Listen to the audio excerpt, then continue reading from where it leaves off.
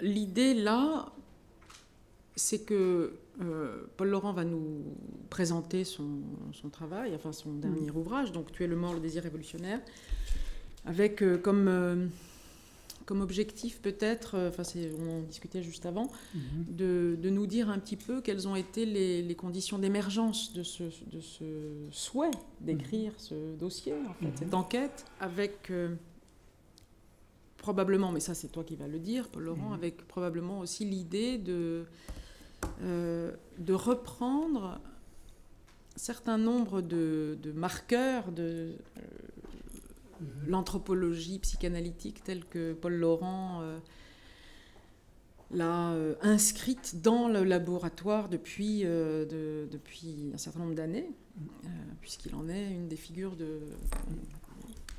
importantes sur cette anthropologie psychanalytique avec laquelle on a toujours beaucoup débattu, autour de laquelle on a toujours beaucoup débattu. L'analyse du collectif, voilà. Donc, ce que je disais, Alain, juste, c'est que tu avais inauguré ces cycles de soirées du CRPMS il y a quelques années, et que, voilà, ça s'était un petit peu estompé, et je suis très contente qu'on puisse reprendre cette dynamique et ces mouvements de débat entre chercheurs, que nous sommes... voilà. Ben oui, c'est au titre de chercheur du CRPMS que j'interviens. Je crois que c'était une très bonne idée depuis des années de montrer comment nous travaillons au fond. Puisque en tant que directeur de recherche, nous sommes des chercheurs. J'ai toujours dit que dans tous les séminaires, il y avait un chercheur avancé, supposé avancé, qui présente une problématique de recherche, des objets de recherche pour des chercheurs qui sont en voie de formation. Voilà. C'est très important parce qu'il n'y a pas de direction de recherche sans partage. Et ce partage, il se fait à partir du moment où on montre sa boîte à outils et évidemment la façon dont on procède. Évidemment, disons la situation actuelle dans laquelle je suis, c'est-à-dire qui fait que ma position va changer institutionnellement par rapport à l'UFR à laquelle je suis tellement attaché. Bon. Pour des raisons sans doute explicitées psychanalytiquement, fait que c'est une ligne de franchissement. Bon, je pars, je ne pars pas, certes, mais enfin, c'est un moment tout à fait différent. Et je pense aussi aux thésards, et qui vont continuer à travailler dans le séminaire doctoral, j'espère. Donc, essayer de faire comprendre comment nous travaillons. Donc, prenons un objet. Freud dit que souvent, l'exemple, c'est la chose même. Pas souvent, quand on dit un exemple, c'est un cas parmi d'autres. Non, en recherche, chaque fois que nous avons un objet de recherche, c'est la chose même. Chaque exemple est la chose même. Alors, je pose donc mon objet. Tuer le mort, vous connaissez sans doute une expression freudienne. Il est arrivé à Freud de l'utiliser, en rapport avec Totem et Tabou. C'est dans l'atmosphère, si je peux dire, de deuil et mélancolie. Ça a été aussi repris, ce qui est moins connu, par Daniel Lagache, dans un travail sur le deuil, d'ethnologie et de psychanalyse d'ailleurs, où il montre comment le deuil, c'est un rituel qui consiste à tuer le mort. Mais Lagache, qui est au fond l'un des inspirateurs des sciences humaines cliniques. Mais cette expression, vraiment, elle s'est imposée à moi de façon très précise, très spéciale, matérielle, avant toute référence théorique, quand je me suis confronté à un événement. Il s'agit d'un événement. Comment l'appeler? Incongru, monstrueux, d'une certaine manière. N'y voyez aucune indignation, parce que certains m'ont dit, dans ce livre, il y a comme une indignation. Mais l'indignation sourd en quelque sorte de ce que je raconte. Mais il n'y a sûrement pas d'affect d'indignation. Le chercheur, comme on dit, il travaille sine ira ac studio, enfin on peut parler latin, c'est-à-dire il essaie de comprendre d'abord le réel. Bon. Mais surtout, donc, c'est un événement intrigant, quoi, de l'exhumation des rois de Saint-Denis en pleine terreur révolutionnaire. Bon. Je rappelle d'emblée ce dont il s'agit. À partir du 15 octobre 1793, très précisément, en pleine terreur, déjà il est question de terreur, l'ensemble des rois, des souverains ayant régné sur la France depuis 12 siècles, enterrés à la nécropole, ou l'abbaye royale de Saint-Denis, qui est toujours là. D'ailleurs, voilà. Et quelqu'un m'a dit, d'ailleurs, depuis ton livre, je ne vois pas tout à fait Saint-Denis de la même façon. Bon, c'est pas mal. Donc, ces corps ont été systématiquement extraits de leur tombe et jetés dans des fosses remplies de chaux vives l'idée étant d'extraire le plomb de ces tombeaux, qui avait une utilité, n'est-ce pas ? Et ce plomb était fondu sur place. Vous voyez le tableau, donc, excavation, on sort les rois, et une fonderie quand même à Saint-Denis, où quelque chose fond, enfin tout ça envoie un réel qui est tellement excédentaire qu'il en devient imaginaire. Vous voyez. Tout ça en 3 semaines. En 3 semaines, 12 siècles de rois, de corps des rois, exhumés, du dernier roi régnant, Louis XV, à Dagobert, le bon roi de la chanson. Il était là, puis ça a même été le premier enterré. Alors, est-ce qu'on peut appeler ça extrait, exhumé, profané ? Pour les révolutionnaires, ce n'était pas une profanation, justement. Enfin, toujours est-il qu'ils ont été désenterrés, plutôt que déterrés, désenterrés. Selon, vous voyez, déjà un contre-rituel. Pourquoi, comme disait Hugo, mettre en poussière de la poussière ? C'est pas mal comme point de départ, hein, parce qu'ils sont déjà en poussière. Hein. Hugo, d'ailleurs, j'ai eu un moment d'obsession toujours dans la recherche. Je vais dire comment elle est née, cette idée. Parce que certains se sont étonnés, mais qu'est-ce que tu vas faire avec les rois ? Bon, je vais expliquer comment c'est venu, quand même. Parce que dans la recherche, il faut toujours parler du début de la curiosité, quoi. Hugo, dans un poème qui s'appelle Le Rhin, enfin R-Y-I-N, dit que ce sont des hordes qui se sont précipitées sur les tombeaux. Mais pas du tout. C'est une outrance poétique. C'est l'État révolutionnaire, l'État français, la Convention nationale, le Parlement de l'époque, surtout le Comité de salut public bien connu, qui a pris une décision étatique. De telle sorte qu'on va avoir pratiquement l'un des premiers documents administratifs de l'État français, qui est un journal tenu de l'exhumation des rois. Donc au-delà de toute fascination, parce que ce truc-là est drôlement fascinant, mais il faut toujours surmonter la jouissance dans la recherche. Pour produire une jouissance de recherche, il faut faire attention. Sachons donc que tous les rois sont morts 2 fois. La biographie est devenue une thanatographie. Par exemple, Louis XIV, qui était l'un des moins populaires, mort en 1715, n'est-ce pas, et remort en 1793. Voilà. Tous les rois ont eu 2 morts. La tête de Louis XVI était tombée depuis le 21 janvier de l'année 93, ce qui est bien connu. Ce qui est moins connu, voilà, et je dirais, c'est qu'en octobre 93, on va chercher les rois. Parce que brusquement, je vais décrire cliniquement ce qui se passe, il y a un malaise. Hein, les morts sont là. Ben oui, ils sont là depuis un certain temps, mais est-ce qu'ils craindraient qu'ils bougent ? Enfin, ce qui est moins connu, c'est que le jour où Marie-Antoinette est allée à l'échafaud en octobre, elle a croisé, ça ne s'invente pas, le corps de Louis XV qui venait d'être extrait. Un roi mort qui croise un mort vivant. Il faut vraiment entrer dans les détails, hein, parce que pour comprendre en quoi ça, comme on dit, ça nous interpelle au plan de la clinique et de la clinique du collectif. On a une logique déjà vertigineuse des temporalités historiques, 3 semaines, 12 siècles, et c'est ça la Révolution française, qui est d'ailleurs un fait politique immense qu'on n'a pas fini de découvrir. Il y avait une équipe d'ouvriers, j'ai même vu le salaire des ouvriers, etc., qui n'a pas chômé. En 3 semaines, bilan comptable, parce qu'ils comptaient les rois. 46 rois, 32 reines, 63 princes de sang, 10 chambellans, parce qu'il y avait des grands serviteurs de l'État, dont Turenne, qui avait droit d'être à Saint-Denis, et puis les prieurs de Saint-Denis, qui avaient été raflés aussi, qui ont été raflés à cette occasion, une vingtaine, 170 corps exhumés en 3 semaines. Et même ils avaient une prime supplémentaire, parce que avec le dégagement méphitique des odeurs, etc., c'est les premiers accidents du travail qu'on voit. Je ne vais pas appuyer trop dans l'ironie, parce qu'elle est dans l'objet. Donc, vous me passerez l'ironie, elle est dans l'objet. Bon. Alors, justement, je voudrais dire un mot, je commence à répondre à ton interrogation, sur ce qui m'a mis sur la piste cette histoire. D'abord, une curiosité bien connue, un peu normalienne, je dirais. Bon, c'est pas que tout est intéressant. Parfois, je trouve jolie la formule de Féty qui parle de toutologue. Bon, je ne veux surtout pas être un toutologue, mais ce qui est extrêmement intéressant, c'est de descendre systématiquement dans les différents champs disciplinaires, essayer de devenir un petit peu spécialiste de chaque champ. Hein, parce que ça nous aide dans notre pratique d'analyste. On est obligé, non pas de tout savoir, moi je me suis guéri de ça, hein, mais plutôt de savoir ce qui manque aux autres. C'est ça notre question. Hein. Science de l'homme comme la science de ce qui manque à l'homme. Hein. Donc, je ne peux pas dire à partir de quand je l'ai su, mais je l'ai très vite refoulé, parce que je ne pouvais pas lui donner un statut, hein, sauf que c'était évidemment assez fascinant. Ce qui a été un tournant, c'est mon enseignement à Sciences Po, au cours de master Histoire et théorie du politique, où pendant 8 ans, j'ai fait un cours d'introduction à l'anthropologie du politique psychanalytique, ce qui était extrêmement intéressant. Je retrouvais un lieu que j'avais connu, enfin la Fondation nationale des sciences politiques. Et donc, j'ai réinvesti la trace mnésique de cet événement. Vous voyez, ça s'est passé comme ça, en y réfléchissant, bien sûr. Pour en parler, je me suis dit, voilà, j'ai fait un enseignement où je présentais les opérateurs freudiens en disant, qu'est-ce que vous pouvez en faire ? Ce qui est vraiment la manière la plus fondamentale de travailler avec les historiens, les politologues, etc. C'est pas de dire nous sommes très intéressants, c'est de dire voilà nos opérateurs. Ce qui est formidable chez les étudiants de Sciences Po, il faut le dire, c'est qu'ils ont une aptitude à la discursivité qui fait qu'ils referment la main extrêmement vite. Évidemment, ils n'ont pas la clinique, ce qui est déterminant. Mais enfin, je leur demandais de rédiger une note sur l'objet de leur choix, la chute du mur de Berlin, Gandhi.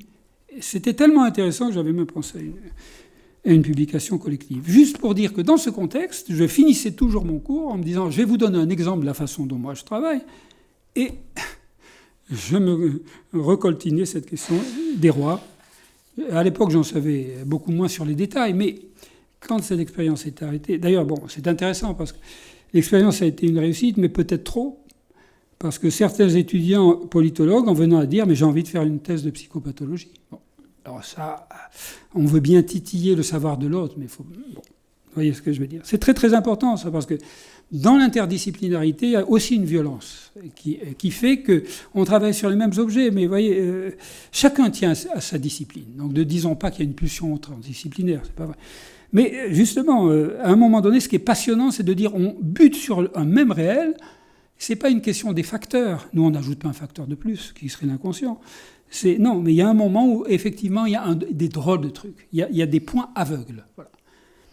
Et là, il m'a semblé qu'il y avait un point aveugle du politique et de l'histoire, que cet événement capital était traité avec une certaine désinvolture épistémologique. Voilà. Et je dis ça parce que c'est là où, pour moi, j'en profite pour le dire, n'est-ce pas, ce moment aussi tournant pour moi, c'est-à-dire c'est ça qui m'intéresse dans l'anthropologie analytique. D'abord, l'anthropologie analytique, c'est une rubrique, c'est rhétorique, c'est la psychanalyse, quoi. La psychanalyse en tant que théorie du collectif. Hein, et puis on peut mettre n'importe quoi sous le terme d'anthropologie analytique. Non, l'idée, c'est de reprendre le vif même du savoir freudien pour montrer qu'il est opératif, de façon chronique, c'est-à-dire toujours différent. Bon. Donc, travaillons les objets. Sinon, on fait des vitrines. Bon, et les vitrines, ça n'avance pas la politique scientifique. Moi, ça a été toujours ma conviction, et mes collègues le savent, que je l'ai répété inlassablement. Bon. Alors, juste un exemple, à quoi ça sert concrètement ? Ce n'est pas une profession de foi, c'est une détermination méthodologique. Pourquoi je pensais à Saint-Denis ? Bon, qui est quand même quelque chose d'assez particulier. Je me suis dit, donc, mon enseignement en Sciences Po du terminant en 2012, je me suis dit, il faut que j'écrive un livre là-dessus. Parce qu'il faut homologuer quelque chose de ce genre. C'est donc, pour moi, c'est comme ça que je vais l'évoquer, un paradigme concret de ce que peut et de ce que doit l'anthropologie analytique, qui n'est pas un supplément d'âme inconscient aux objets collectifs, je le dis toujours. À quoi ça sert ? Non.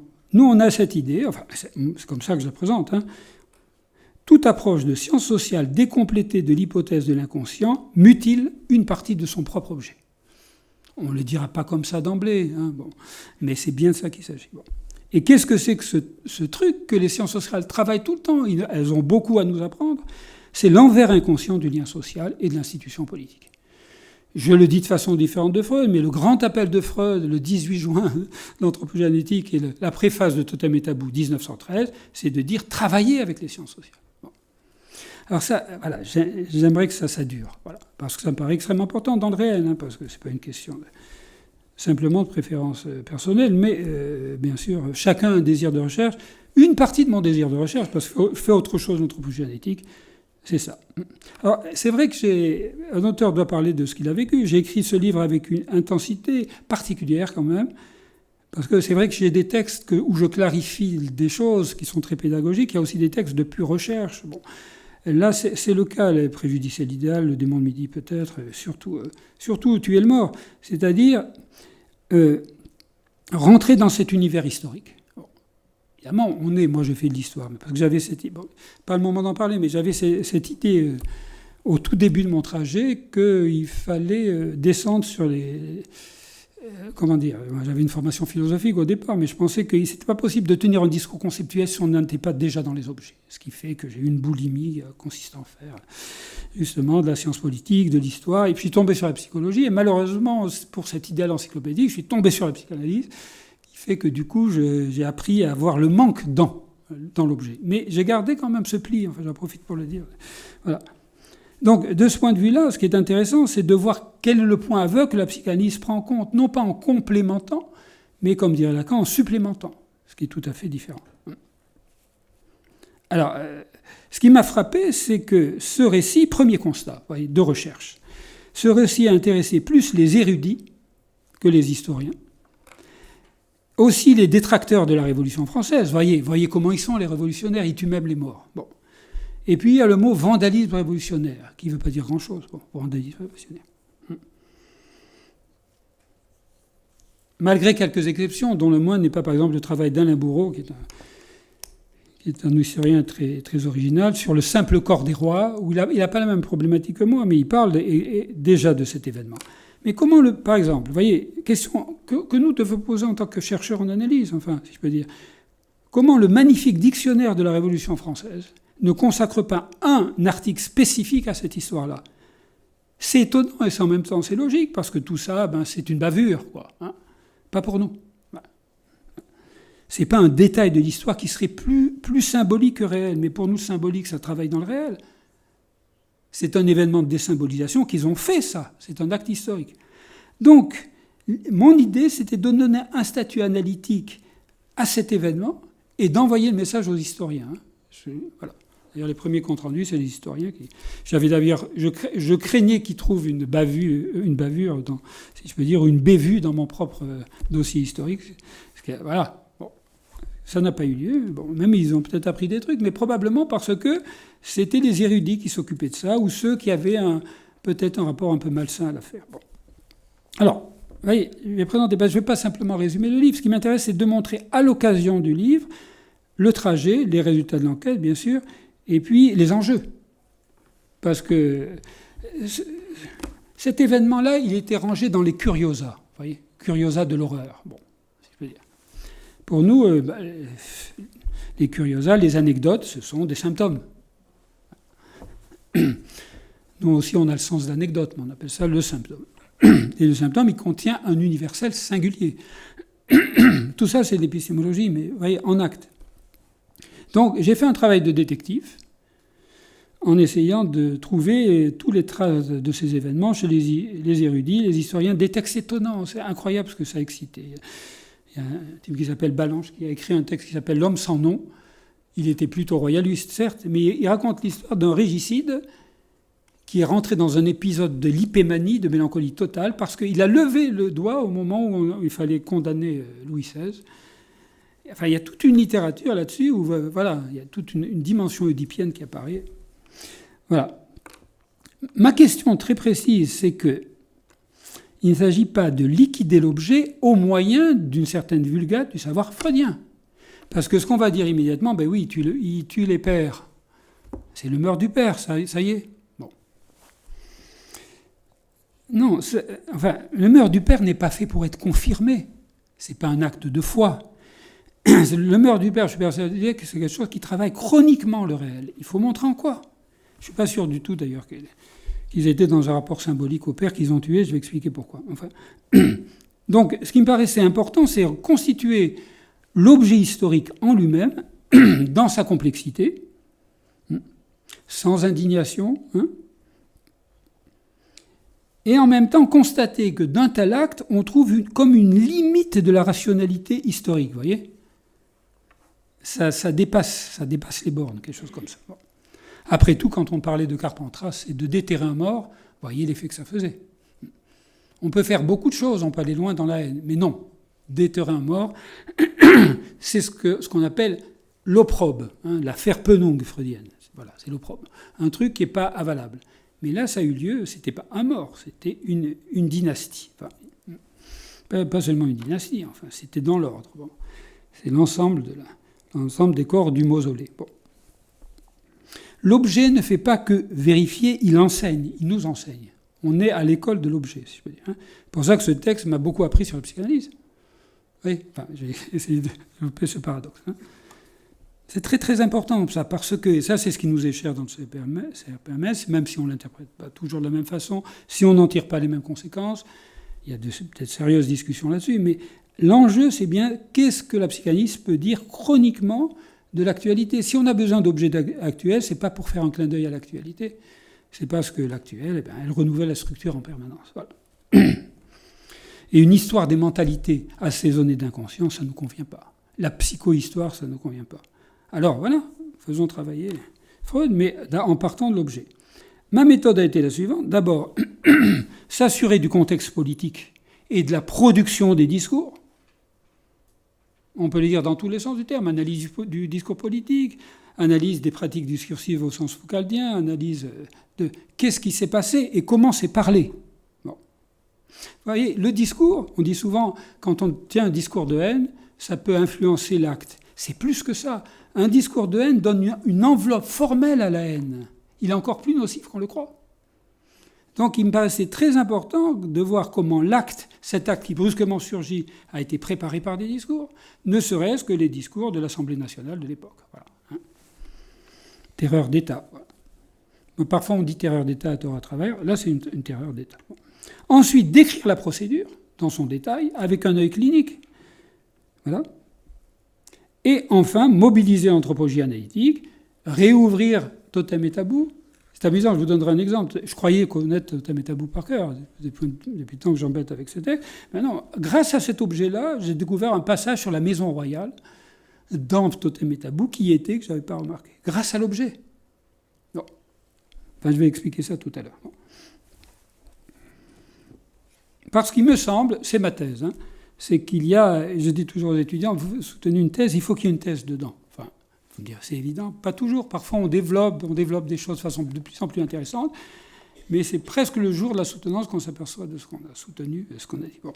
Alors, il faut annoncer sa thèse. Sa thèse, c'est que c'est probablement cet événement-là, ça est un paradigme symbolique d'un événement majeur qui est l'entrée dans la modernité politique, sous une forme à la fois horrifiante, et qui fait qu'alors, je me proposerai de faire, sans aucun amalgame, de jeter un coup d'œil du côté de la radicalisation, parce que au-delà de la radicalisation, évidemment on a toute une équipe qui travaille là-dessus, une équipe de Féti, il y a aussi ce mécanisme de radicalisation inhérent au processus révolutionnaire lui-même.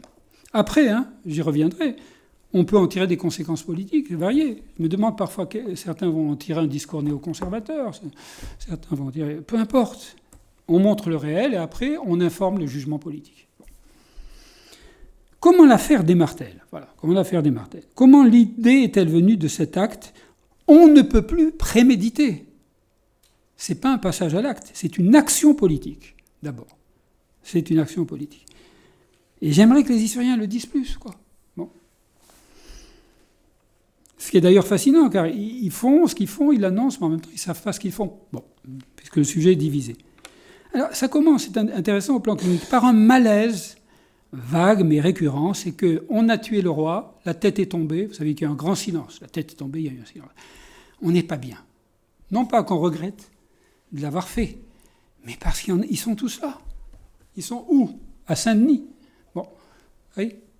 Ils sont à Saint-Denis, et à un certain moment, par exemple, il y a une anecdote, il y a quelqu'un qui fait un sermon, mais qui est en même temps révolutionnaire, qui dit « Louis XV n'est pas loin, ça me gêne, il me gêne ». Bon. Donc, après ça, il y a les arguments économiques, politiques. Ils ne voulaient pas, je le dis tout de suite, l'idée, c'est qu'ils ne voulaient pas que plus tard, si les immigrés reviennent, qu'ils aient un lieu de pèlerinage, donc on va leur donner Saint-Denis vide. Oui, c'est très important au plan politique. Mais regardez d'abord comment ça vient, ça. D'abord par un Unbehagen, par un malaise. Voilà, Le nouveau régime s'aperçoit que les rois sont toujours là. Je pourrais vous citer des textes, je renvoie aux textes, mais des textes assez délirants du coup, fait qu'ils sont là, ils souillent le sol, ou plus exactement le sous-sol de la France. Voilà. Donc il faut faire quelque chose. Celui qui met le feu aux poudres, c'est un certain Barrère, qui s'est révélé d'ailleurs un opportuniste total, enfin... C'est le seul qui a échappé d'ailleurs à la répression du comité de salut public. C'est quelqu'un qui ensuite est allé mendier auprès de Napoléon pour avoir un poste, bref. Mais qui était un magnifique révolutionnaire, qu'on appelait l'anacréon de la guillotine, vous voyez. C'est-à-dire, c'est vrai que c'est des très beaux textes, hein, de haine pure, mais très beaux textes. Le 31 juillet 1793, Convention nationale, il met le faubourg et il dit, voilà ce qu'il dit, n'est-ce pas ? Dans la monarchie, les tombeaux même avaient appris à flatter les rois. Vous voyez, des rois flattés par leurs tombeaux. Bon. L'orgueil et le faste royal ne pouvaient s'adoucir sur ce théâtre de la mort, et les porte-sceptres, on ne peut même pas prononcer le mot de roi. C'est des choses. Bon. Mais les porte-sceptres qui ont fait tant de maux à la France, à l'humanité, semblent encore même dans la tombe s'enorgueillir d'une grandeur évanouie. Vous voyez, vous les sentez jouir sous terre, oui. Bon. Le tombeau, qui est une métonymie du pouvoir royal, n'est-ce pas, apparaît comme son complice, et donc un emblème de servitude. Les rois ont la mort même orgueilleuse. Bon. Alors, c'est pas possible, quoi. Enfin, avec tout ce qu'ils ont fait à la France, la main puissante de la République, vous voyez la main phallique qui apparaît, la main puissante de la République doit effacer impitoyablement ces épitaphes superbes et démolir ces mausolées qui rappellent des rois l'effrayant souvenir. C'est très bien écrit, on voit bien qu'ils savaient le latin, etc. Bon. Et voilà, magnifiquement programmée l'entreprise de démolition. Bon. Alors, en même temps, il y a comme un vide. Ça, c'est en juillet, il a fallu attendre octobre parce que je me suis posé la question, retard administratif, mais aussi une inhibition. Finalement, en mai, ils détruisent tous les gisants, et puis en octobre, on y est. Ouais. C'est important de voir l'enveloppe formelle du symptôme, dit Lacan, mais elle est aussi dans le collectif. Vous voyez que je ne fais pas une seconde la psychohistoire. Je me règle sur ce qui s'est passé. Bon. Le prétexte, c'était de récupérer le plomb des tombeaux. Alors leur idée était la suivante. Parce que les riches et les rois avaient du plomb. Hein. Les pauvres avaient juste du bois. Bon. Donc il s'agit de récupérer ça pour en faire des balles patriotes, jolie formule, et des canons. Voilà, le canon de la nation, il devait être constitué du plomb des rois. Mais naturellement, pour casser les tombeaux, il fallait sortir les corps. Donc le décret ne dit pas on va exterminer les rois. Ils disent on va casser les tombeaux. Mais après, il y a les cendres royales. Hein. Et c'est à ce moment-là qu'ils ont creusé ces fosses. Une pour les Valois, une pour les Bourbons. Ouais. Fosse commune de l'histoire, vous voyez, c'est extraordinaire. C'est comme si la rhétorique passait. C'est ce qu'on appelle une syllèpse en rhétorique, c'est-à-dire quand le sens propre et le sens figuré sont identiques. On dit les fosses communes de l'histoire. Mais là, elles étaient tracées à Saint-Denis. Voilà. Alors, l'acte lui-même, maintenant. L'acte, on en a un compte-rendu précieux avec un bénédictin qui s'appelle Dom Poirier, rallié à la Révolution française, pas du tout fanatique. Il dirigeait la commission. Le reste, c'est le témoignage, c'est journal historique de l'extraction des cercueils de plomb des rois. Vous voyez, le titre même, c'est même pas des rois, récit de l'extraction des cercueils de plomb des rois. Mais les cercueils ont un contenu. Oui, reines, princes, princesses et autres personnes qui avaient leur sépulture dans l'église de l'abbaye royale de Saint-Denis en France. Objet administratif, vous voyez, 2 points, déterrement des rois. C'est pas du tout un passage à l'acte. C'est un acte absolument prémédité. Alors, par exemple, dans le compte-rendu, qu'est-ce qu'on dit ? On sort un roi, à chaque roi sorti, on décrit l'état de conservation. Par exemple, Henri IV est en pleine forme, magnifiquement conservé. C'était un sondage sur le trottoir j'exagère à peine. Hein. Par exemple, Louis XIV était haï d'une haine pure. Bon, hein, ce qui fait je vais le rappeler, il a été lynché post-mortem. Enfin, bon. Alors que Henri IV, c'était un militaire, et là, ça forçait l'admiration. Bon. À tel point qu'on l'a laissé, lui, pendant un week-end, que du 15 au 17 octobre. Bon. Je ne sais pas, comment, face à ces histoires-là qui peuvent facilement fasciner, comment on n'est pas assez curieux pour voir quel est le ressort qui n'est pas une motivation. La motivation, ça ne sert à rien, qui est le ressort inconscient, qui est évidemment à l'œuvre dans le réel. L'inconscient, ce n'est pas de la psychologie, c'est du réel, non ? Voilà. L'inconscient, il est dehors. Mais naturellement, il faut avoir une certaine grille de lecture. Alors, d'ailleurs, Poirier disait qu'il faut que tout ça se passe très bien. 1, état de conservation. 2, les odeurs. Ça, c'est un point. Corbin aurait pu en parler plus, d'ailleurs, qui a fait un très beau texte sur les odeurs. Voilà, parce qu'évidemment, le mort, ça sent. Donc, on est dans une problématique du pourrissement. Et même, il y a des malaises des ouvriers. Et la genièvre et vinaigre, ce qui fait qu'on leur donnait une prime, parce que quand même, c'est un accident du travail. Voilà. Bon, tout ça a l'air ironique et indigné, alors que moi je raconte. Voilà. Alors, il y a aussi, il fallait surtout pas que la populace s'en mêle, mais naturellement, dès lors que ces rois morts, qui avaient été haïs depuis des générations, parce qu'il faut bien voir à quel point le peuple haïssait ses souverains, bon, de longue date, et ils avaient quelques raisons, bon, eh bien, forcément, il y a du symptôme. Je vous en donne juste 2 qui sont les plus connus. Un soldat qui était présent au moment où il voit Henri IV, mu par un martial enthousiasme au moment de l'ouverture du cercueil, se précipita sur le vainqueur du cadavre du vainqueur de la Ligue, Henri IV, et après un long silence d'admiration, il tira son sabre, lui coupa une longue mèche de sa barbe. Je croyais qu'il allait le trucider. Non, il lui coupe une longue mèche de sa barbe qui était encore fraîche. Bon. Et s'écria en même temps en termes énergiques et vraiment militaires, « Et moi aussi, je suis soldat français. » C'était probablement un sectionnaire. Hein, désormais, je n'aurai plus d'autres moustaches. Vous voyez donc que ce roi haï, en même temps, c'est un fétiche qu'on extrait directement. D'ailleurs, il y avait un trafic de reliques. Voilà, ce qui fait que ça intéressait quand même ces morts.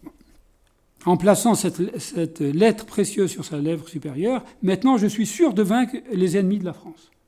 Donc on se sert du roi mort pour vaincre les rois ennemis de la nation.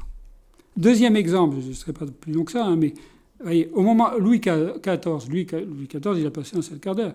À un certain moment, au moment où on va refermer la tombe, la fosse, il y a, dit-on, c'est vraiment des témoignages très, très, très effectifs, il y a un charretier du dépôt qui se jette dans la fosse, qui ne veut pas le laisser partir. Là.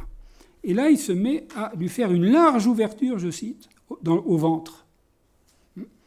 Il en retira une grande quantité d'étoupe, puisqu'il était confectionné comme ça, qui remplaçait les entrailles et servait à soutenir les chairs. Avec le même instrument, il ouvrit la bouche. Vous savez pourquoi la bouche ? Parce qu'il disait qu'il avait un air de morgue. C'est un souverain. Bon. Et donc, il se réjouit encore dans la mort, et ça, c'est pas possible. Bon. Donc, il a littéralement défiguré. Évidemment, on a fait en sorte que le mort porte bien. Bon. Ce spectacle donna lieu aux bruyantes et insultantes acclamations de la multitude. Je ne raconterai pas l'histoire de Catherine de Médicis, qui a été lynchée, dont on a arraché la perruque, et qu'on a partagée, parce que Catherine de Médicis, en plus, avait très mauvaise presse. On pensait même qu'elle avait fait assassiner Henri IV, etc. Bon. Donc, voilà, je veux dire, on comprend que ça soit des curiosas, mais on ne peut pas laisser ça à titre de curiosas. Regardez par exemple ce brave militaire, il est face à un totem. C'est pour ça qu'il a un long silence d'admiration. Et il va extraire la puissance totémique. C'est ça, totem et tabou, c'est pas un truc rhétorique pour dire « Ah, Freud est bien comme ça ». Mais j'insiste beaucoup là-dessus. Bon. Le totem, il faut savoir le reconnaître. Bon. Ben lui, il l'a reconnu. Bon. Mais évidemment, avec l'ambivalence. C'est l'admiration, l'idéalisation, et puis en même temps, on veut défigurer le totem. Quand Horovitz dira qu'il y a les 2 corps du roi, mais je me permets de dire que Freud n'a jamais dit que ça, puisqu'il dit que tous les chefs ont un corps réel et un corps totémique. Alors, bien sûr, je le dis tout de suite, quand Horovitz ne se réfère pas du tout à la psychanalyse, il dit des choses très intéressantes au plan de l'histoire politique qui ne sont pas du tout chez Freud, ce n'est pas le problème. Mais voilà, le roi est mort, vive le roi, qu'est-ce que ça veut dire ? Dès qu'un roi meurt, immédiatement l'autre le remplace, et il y a une continuité totémique. Donc, ce n'était pas rien l'institution royale, bien sûr. Donc, on va avoir affaire à une haine des totems. Voilà. Donc, il ne suffit pas d'envoyer les rois ad patres, si je peux dire. Il s'agit, au fond, d'aller voir ce qu'ils ont dans le ventre. Voilà. C'est pour ça que je fais l'hypothèse que, en même temps, pénétrant comme ça à l'intérieur même de cette catacombe, mais qu'est-ce qu'il voulait ? Enfin, avec ces béliers par lesquels on enfonce successivement des portes, c'était d'ailleurs un capharnaüm, ces tombes, enfin, organisé n'importe comment. Bon. Mais chaque fois qu'ils faisaient sauter une porte, ils ouvraient une nouvelle dynastie. Je trouve ça tout à fait étonnant. C'est-à-dire, en 3 semaines, ils ont progressé en passant des Bourbons. Les Bourbons étaient totalement haïs. C'était un règlement de compte personnel avec les Bourbons. Mais aussi les Valois. Mais aussi les autres. Quand ils sont arrivés à Dagobert, ils pensaient que ces gens-là, ils jouissaient, ils devaient être pleins d'or, qu'ils ont vu un sceptre en bois. Il y a comme un mouvement. Ah, là, quand même, quand il voit un petit roi mort-né au pied d'un père, vous voyez, là, il y a quelque chose qui fait... Notez bien que je ne suis absolument pas dans la question du pathos humaniste ni humaniste, c'est pas ça. C'est de comprendre ce qui se passe pour cette haine qui trouve son objet au-delà de la vie. Voilà. Et qui vise le grand autre. Alors, comme je fais des associations, je reviendrai tout à l'heure, pourquoi par exemple, les terroristes, c'est une question aussi, peut-être pour le débat féti, pourquoi est-ce que non content de décapiter le plus de monde possible, pourquoi est-ce qu'ils visent des ruines? Je veux dire Palmyre. Voilà. Pourquoi? On pourrait dire c'est un truc de plus, c'est pas... Mais c'est l'acte le plus symptomatique. Si on confronte à Saint-Denis, pourquoi? Parce que c'est une figure du grand autre. C'est une figure extrêmement concrète du grand autre. C'est d'autant plus intéressant que Palmyre était le paradigme de la ruine au XVIIIe siècle. Vous savez que depuis le XVIIIe siècle, il y a un culte des ruines. Autrefois, c'était une poubelle, une ruine. Bon. Et puis, à partir, quelqu'un qui a joué un rôle très important, c'est Volney. Bon. Or, Volney, qui n'est jamais allé à Palmyre, d'ailleurs, il n'avait pas besoin pour ça de faire un livre, eh bien, il décrit Palmyre comme le prototype même de la ruine. Et par un instinct extraordinaire, les terroristes vont viser ce qui est la figure même du grand autre. Bon, ce sont des ruines particulièrement bien conservées. Mais parce que la terreur vise, en dernière instance, le grand autre. Alors là, on a complètement renversé, mais on a les moyens de le faire, et si on ne le fait pas, personne d'autre le fera. Ce n'est pas simplement les acteurs de l'histoire qui sont engagés, qu'on ne méconnaît pas du tout, c'est-à-dire on a intérêt à se documenter sur les acteurs de la politique et de l'histoire. Mais vous voyez, en introduisant l'inconscient, le sujet de l'inconscient, eh bien, on fait de l'épistémologie concrète, appliquée. Voilà. Ce qui veut dire que on comprend pourquoi ces sujets-là n'ont pas... Enfin, ils savaient ce qu'il fallait, ils savaient ce qu'ils voulaient, je veux dire, en tant que sujet de l'inconscient. Bien sûr, il y a tout le discours idéologique qui rationalise ça, parce que, arguments économiques, militaires, politiques, j'ai bien fait attention à donner le dossier. Mais il y a, comme dit Freud, il y a quelque chose encore. C'est vraiment la formule analytique pour moi. Il y a quelque chose encore. Et ce quelque chose encore, c'est l'essentiel. Mais l'essentiel qui est en même temps un détail. Certes, on pourrait dire, revenons au bon sens, c'est quand même moins grave de tuer des morts que des vivants. C'est très mal posé. C'est du bon sens, mais comme souvent le bon sens, c'est très mal posé. Puisque là, la haine pure, elle s'applique toujours à l'autre. Bon. Enfin, on est toujours un peu dans la haine du petit autre. Mais pour avoir cette haine systématique, radicalisée, je veux dire, ces gens qui ont une santé extraordinaire, mais les nazis avaient une santé extraordinaire. Ils avaient une haine qui se reforme chaque jour. Il n'y avait pas de relâche. C'est qu'ils visent le grand autre. Voilà. Alors, il y aurait beaucoup à dire du point de vue du fait qu'ils n'ont pas choisi n'importe qui avec le peuple du texte. Bon, enfin, c'est une autre question. Vous voyez, je ne veux surtout pas mélanger les dossiers. Quand j'ai vu cette fonderie qui brûlait dans la cour de Saint-Denis, bon, mais enfin, c'était juste pour mettre le plomb. Il n'empêche que ça n'a rien à voir, la Révolution française et le nazisme. Mais quelque chose rentre, et ça c'est très important du point de vue de la science politique, d'en informer les spécialistes, comme ça, au niveau vraiment fondamental, quelque chose manque, un maillon manque dans l'histoire si on n'introduit pas ces dimensions symboliques. Bon. Et encore une fois, la symbolique, c'est pas vaguement la symbolique presque au sens jungien, bon, c'est véritablement ce qui produit l'acte. Parce qu'au plan rigoureusement politique, il aurait pu s'en dispenser. Au plan symbolique, c'est un acte nécessaire. Et plus on l'explique, enfin, c'est mon hypothèse, on peut voir si c'est convaincant, plus on est convaincu du réel même de l'inconscient, en tant qu'il est mis en acte. Voilà. Alors, quels sont... il y a beaucoup de choses à dire, mais je les laisse pour la discussion. Quels sont donc, maintenant qu'on a bien compris ce qui se passait, qu'on est entré dans les détails, ce qui est absolument essentiel, et encore une fois, qu'on s'est laissé enseigner par l'objet. Quels sont les enjeux de l'histoire? Au plan de l'inconscient et du politique, je rappelle que pour Lacan, c'est la même chose. L'inconscient, c'est le politique. Oui, mais qu'est-ce que ça veut dire concrètement? Ben voilà. Un exemple. Et effectivement, le politique, c'est pas... On n'applique pas l'inconscient à la politique. C'est le politique. Bon. Le roi est mort, vive le roi. Qu'est-ce que veut la Révolution? Interrompre définitivement, pour tous les siècles à venir, ce cycle. Que plus jamais un roi ne règne. Je me suis aperçu d'ailleurs qu'il pensait que non seulement les rois étaient illégitimes, c'est bien pour ça qu'il fallait exécuter Louis XVI, parce qu'il était l'incarnation de la royauté, peu importe ce qu'il a fait, il est coupable. Hein. Nul ne peut régner innocemment, la formule de Saint-Just, mais elle est à bien entendre en tant qu'analyste. C'est-à-dire qu'un roi est ontologiquement coupable. Et regardez comme dans tous les totalitarismes aussi, on retrouve cette idée-là. Bon, il y a quelque chose qui est rentré là. En même temps que la démocratie, c'est ça qui est fascinant, en même temps que les droits de l'homme, ça commence par les droits de l'homme, ça finit par la terreur. Vous savez qu'il y avait une grande discussion des historiens depuis le XIXe siècle. Est-ce que la terreur est un accident ? Ou bien est-ce qu'elle était nécessaire ? Bon. Eh bien, je crains que, du point de vue inconscient, elle obéit à un certain ordre de nécessité.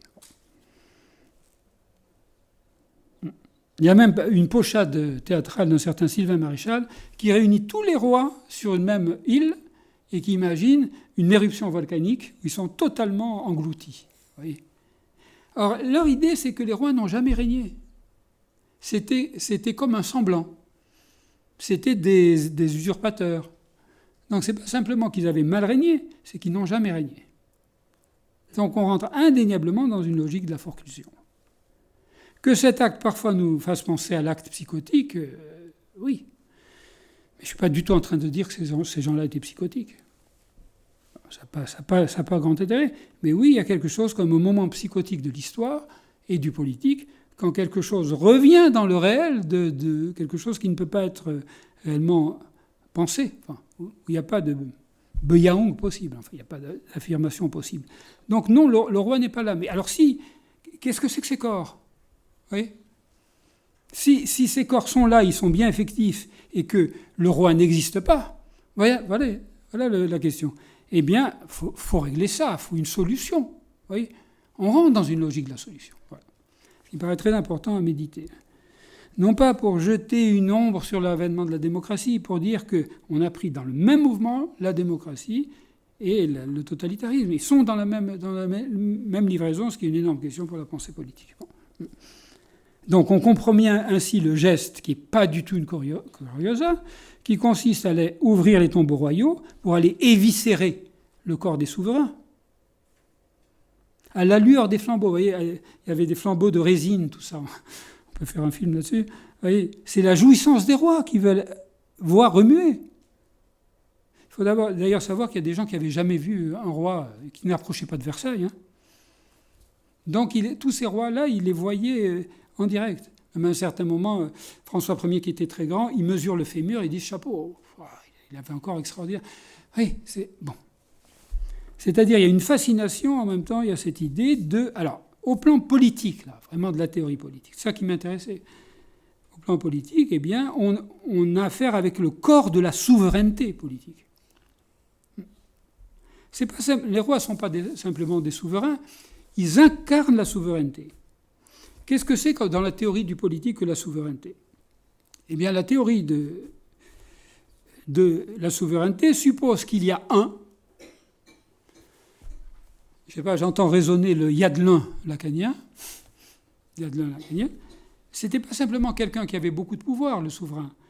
La souveraineté, c'était un principe où, pour le dire de la façon la plus simple possible du point de vue de la théorie politique, un souverain peut, dans le réel, exercer la totalité de la puissance qu'il détient. Ce n'est pas donc un vulgaire dictateur, hein. C'est quelqu'un qui a en lui la totalité de la puissance, légitimée qu'il est par, ne serait-ce que par le contrat social. Bon. Donc vous avez toute la théorie de la politique, depuis Hobbes jusqu'à Rousseau et au-delà, c'est bien cette idée que l'érection de la souveraineté, image dont la félicité ne vous échappera pas, vient à partir de la puissance des individus. C'est-à-dire, à l'état de nature, tout le monde peut tout, mais pour éviter la haine et que l'homme soit un loup pour l'homme, eh bien, il faut créer un léviathan. Bon. Or, vous voyez la question du nouveau régime. On parle bien de l'ancien régime, depuis Tocqueville notamment.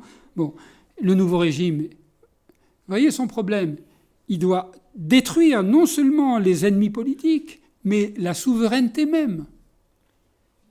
Et c'est comme si la souveraineté était enterrée à Saint-Denis. Ce qui donne d'ailleurs un air complètement délirant à l'affaire. C'est comme s'ils espéraient trouver le corps de la souveraineté sous terre. Vous voyez, quelque chose comme ça. Il y a beaucoup, je n'ai pas le temps de le dire, mais il y a beaucoup d'anecdotes qui montrent un effet de panique subjective totale. Hein, voilà. Donc c'est en ce sens l'acte le plus radical de la Révolution française. C'est la manière révolutionnaire de constituer un héritage par une rupture totale. C'est logique. À partir du moment où il y a l'an 1 de l'humanité, vous savez qu'on a changé le calendrier. Mais qu'est-ce que c'est que ces trucs-là qui pourrissent sous terre? Donc pour qu'il y ait un an 1, il faut réduire à 0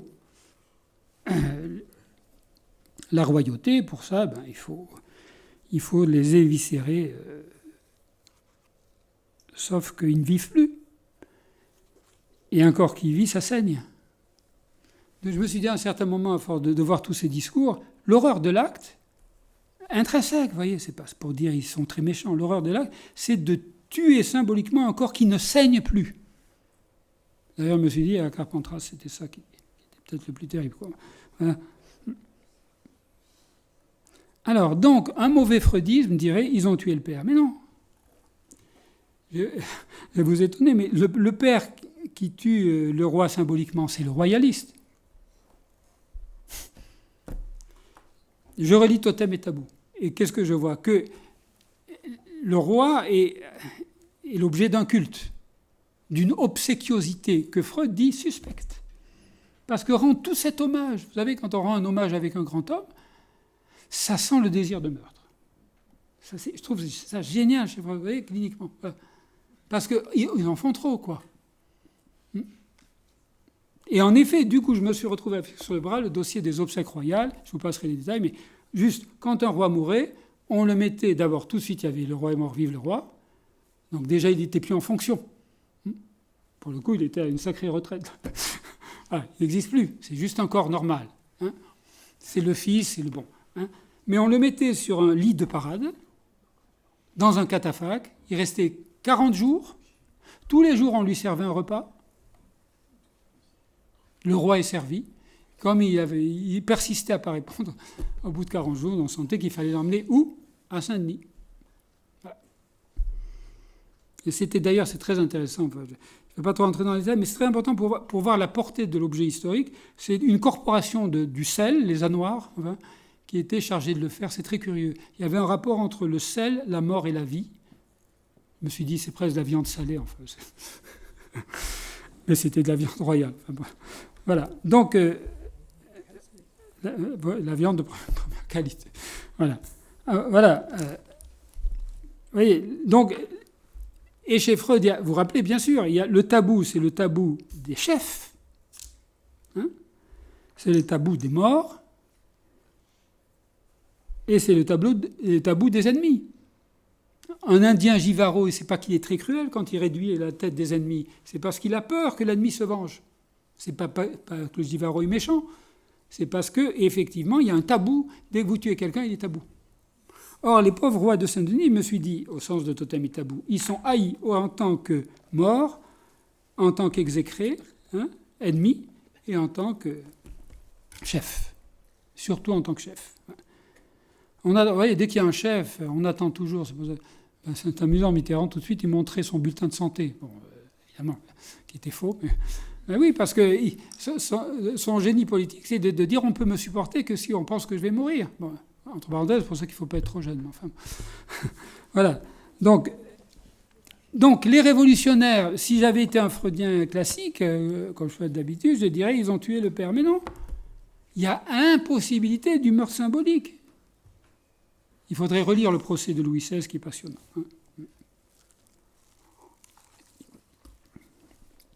On est au-delà de l'ambivalence. C'est là où peut-être on peut en discuter, être au-delà de l'ambivalence.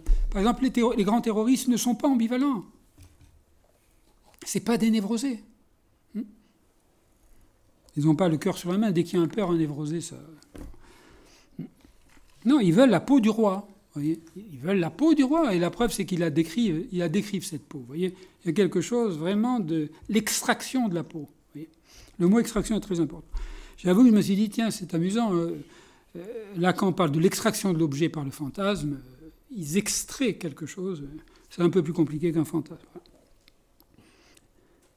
Il y a même juste, à un certain moment, on nous raconte ça. On jette Anne d'Autriche, qui est la mère de Louis XIV, et on nous décrit les jambes et les cuisses écartées, et on jette le fils à côté.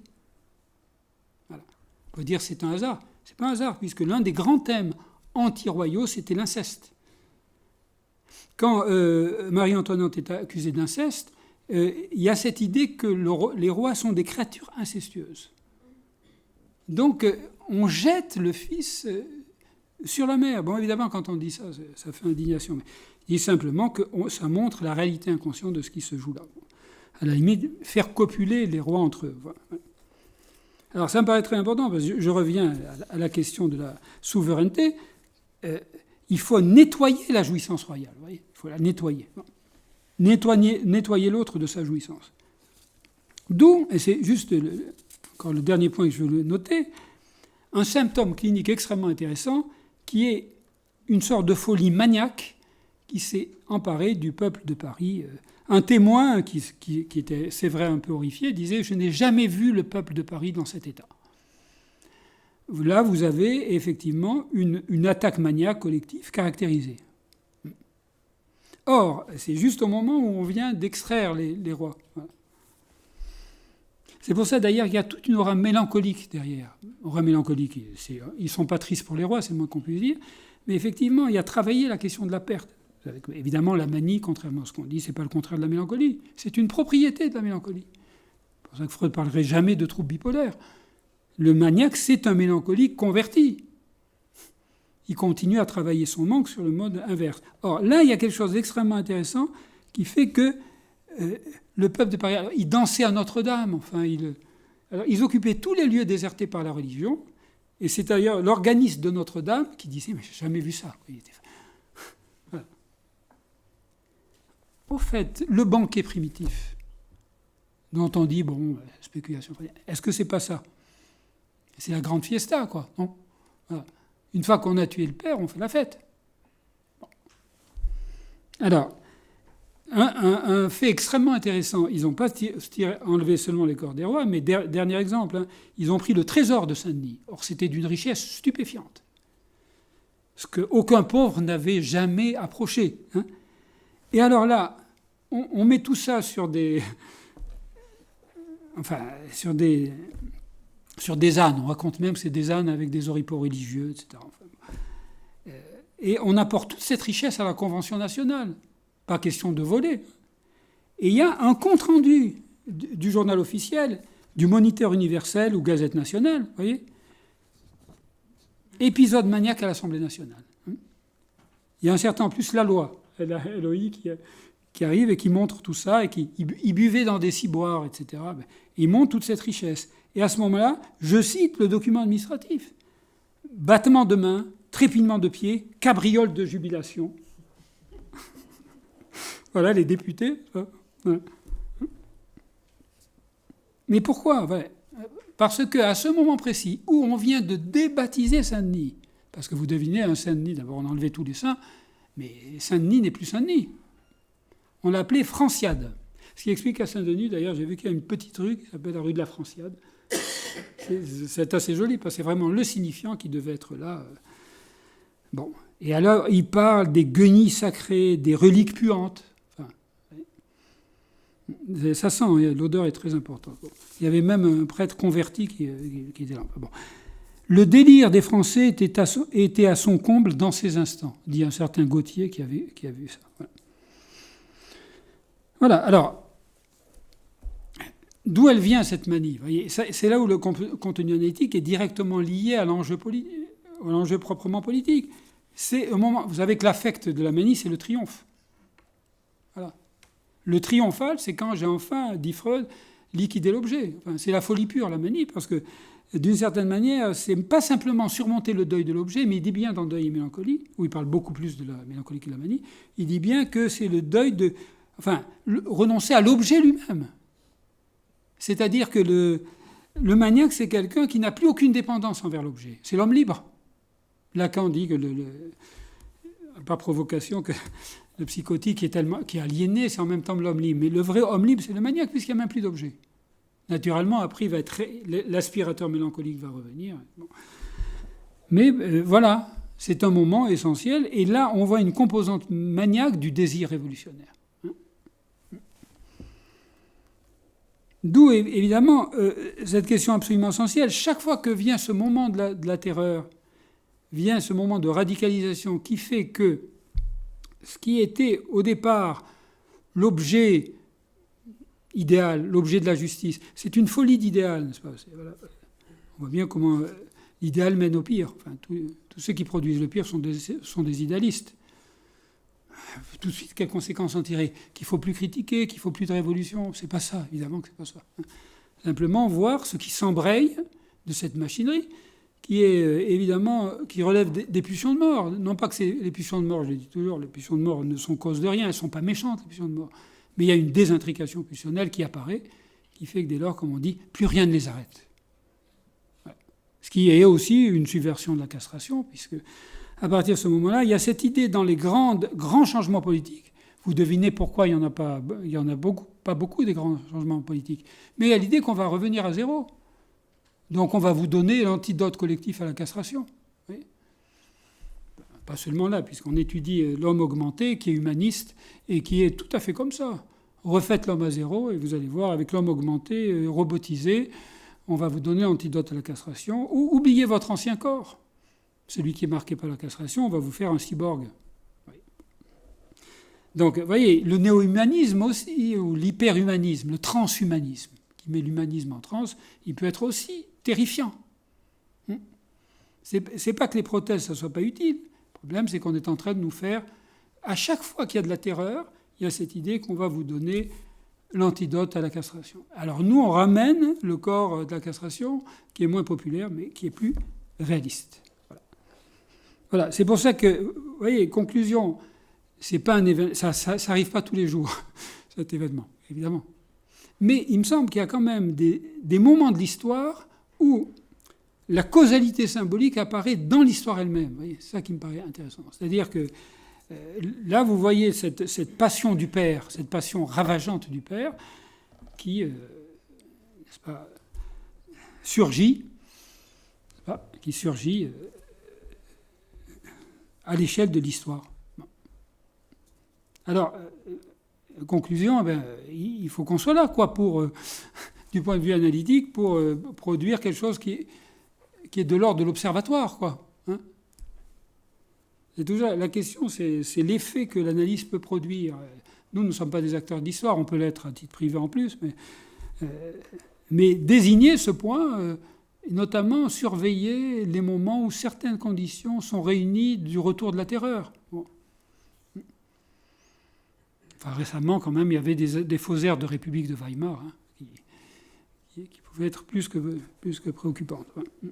Mais ce côté maximaliste, je ne sais pas, ça, on peut tout à fait en discuter au plan politique. Est-ce qu'il y a une malédiction sur la révolution ? Est-ce que sur le processus révolutionnaire même, qui fait que c'est des affaires qui finissent mal, hein. Il y avait tout un débat très intéressant, des gens qui disaient, dans les années 91, il faut finir la révolution. Mais une fois que c'est lancé, hein, bon. Et c'est cette façon. Les nazis disaient, nous sommes des fanatiques de notre Führer. C'était une vertu. Bon. Donc, évidemment, c'est des mécanismes qui font que c'est des gens qui s'amusaient bien, les nazis, hein, qui avaient une forme d'idéalisation extraordinaire, une foule conventionnelle qui marchait très très bien et qui était directement branchée sur un camp de concentration. Directement. Voilà. Alors, vous voyez, il n'y a aucun amalgame avec cette histoire-là. Mais pourquoi a-t-il fallu que la démocratie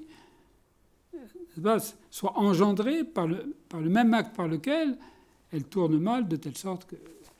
Bon, il y a eu des textes, c'est Furet qui avait utilisé un texte d'un Cochin, qui était un historien néoconservateur de l'époque, mais qui dit des choses extrêmement intéressantes. Comment, par exemple, la démocratie est confisquée par un petit nombre. Ce Cochin, par exemple, montrait que la révolution a été faite par un petit groupe, les Jacobins, qui ont imposé leur désir. Non, mais c'est toujours comme ça, le pouvoir. Parce que ce n'est pas toujours le moment où quelque chose se fait d'une confiscation. Voilà. Bon, alors je sais bien qu'on reviendra à un thème de mai 68 qui est mal placé pour résoudre le problème politique, mais quand même, qu'est-ce que c'est que la confiscation du pouvoir ? Bon. Mais je dirais qu'au-delà de cette question purement d'acteur, la pulsion de mort, elle confisque tous les changements. Elle a cet élément-là. Voilà. Je rappelle quand même qu'il n'y a pas de pessimisme politique de la psychanalyse. Freud lui-même dit, quand il dit qu'avec sa pulsion de mort, il est pessimiste. C'est ce que lui dit Pfister. Il lui répond, mais non, je ne suis pas pessimiste, c'est le réel, c'est la réalité. Ce qui m'intéresse, c'est la réalité. Par contre, sont pessimistes ceux qui ignorent la pulsion de mort et qui, quand ils la reçoivent dans la figure, disent, voilà, ils deviennent pessimistes. Vous voyez ? Pourquoi tant de haine, dit-on ? Pourquoi tant de haine ? Répondant par l'amour, mais enfin, quelle naïveté. Nous, on connaît ça, c'est le retour de la pulsion de mort. Voilà. Alors, c'est quand même une affaire très, très coton, parce que le politique est donc travaillé par la pulsion de mort. Alors, il faut quoi ? Rester réformiste ? Est-ce qu'il faut... Chacun... Je suis curieux de voir les lectures des conséquences qui peuvent venir de cette enquête. Évidemment, je ne tire pas les conséquences politiques, sauf à poser ces questions-là. Je me suis juste amusé, une dernière remarque qui est amusante, toute la question du patrimoine est née de cet événement. Puisque, au moment où on détruisait les rois, il y avait des gens qui étaient très inquiets pour les tombeaux. Les rois, ils s'en fichaient. Bon.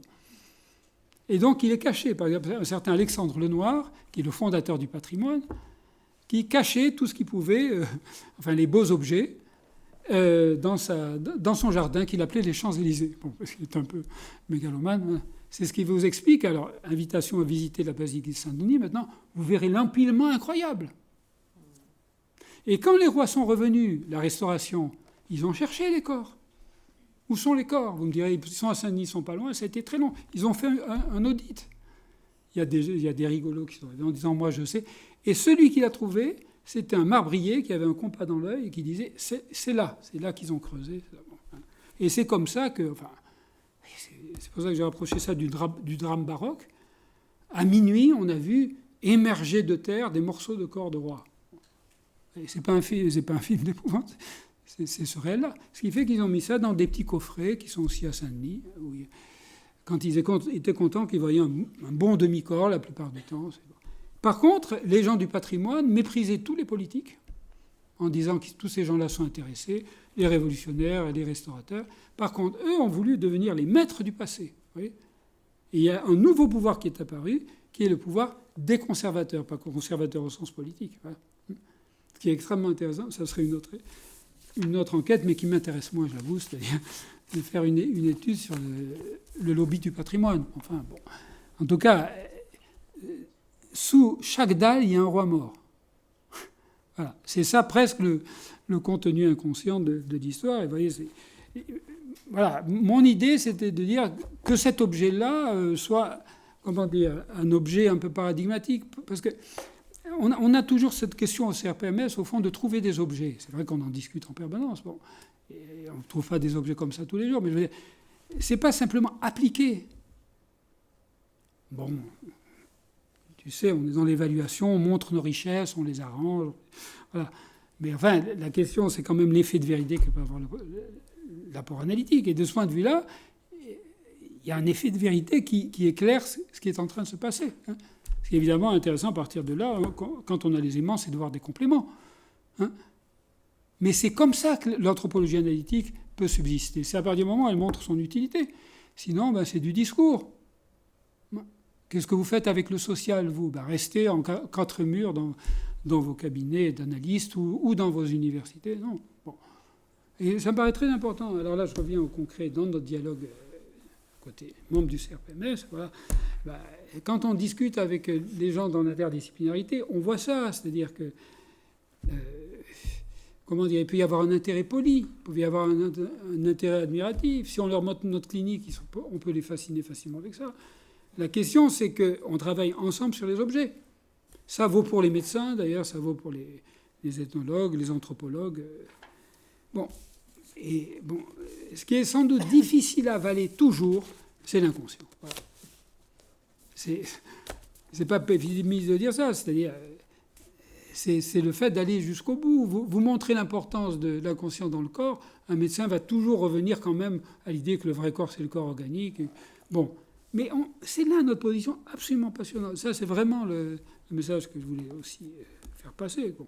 C'est-à-dire que insister, là, dans l'entre-deux, ce régime qui est au fond un régime frontalier. Voilà. Et c'est ce régime frontalier, évidemment, qui qui nous fait travailler. C'est ce qui fait que j'ai été très absorbé pendant ces quelques années par cette question-là, mais maintenant c'est écrit et j'espère que ça va servir. Voilà. Merci Paul Laurent.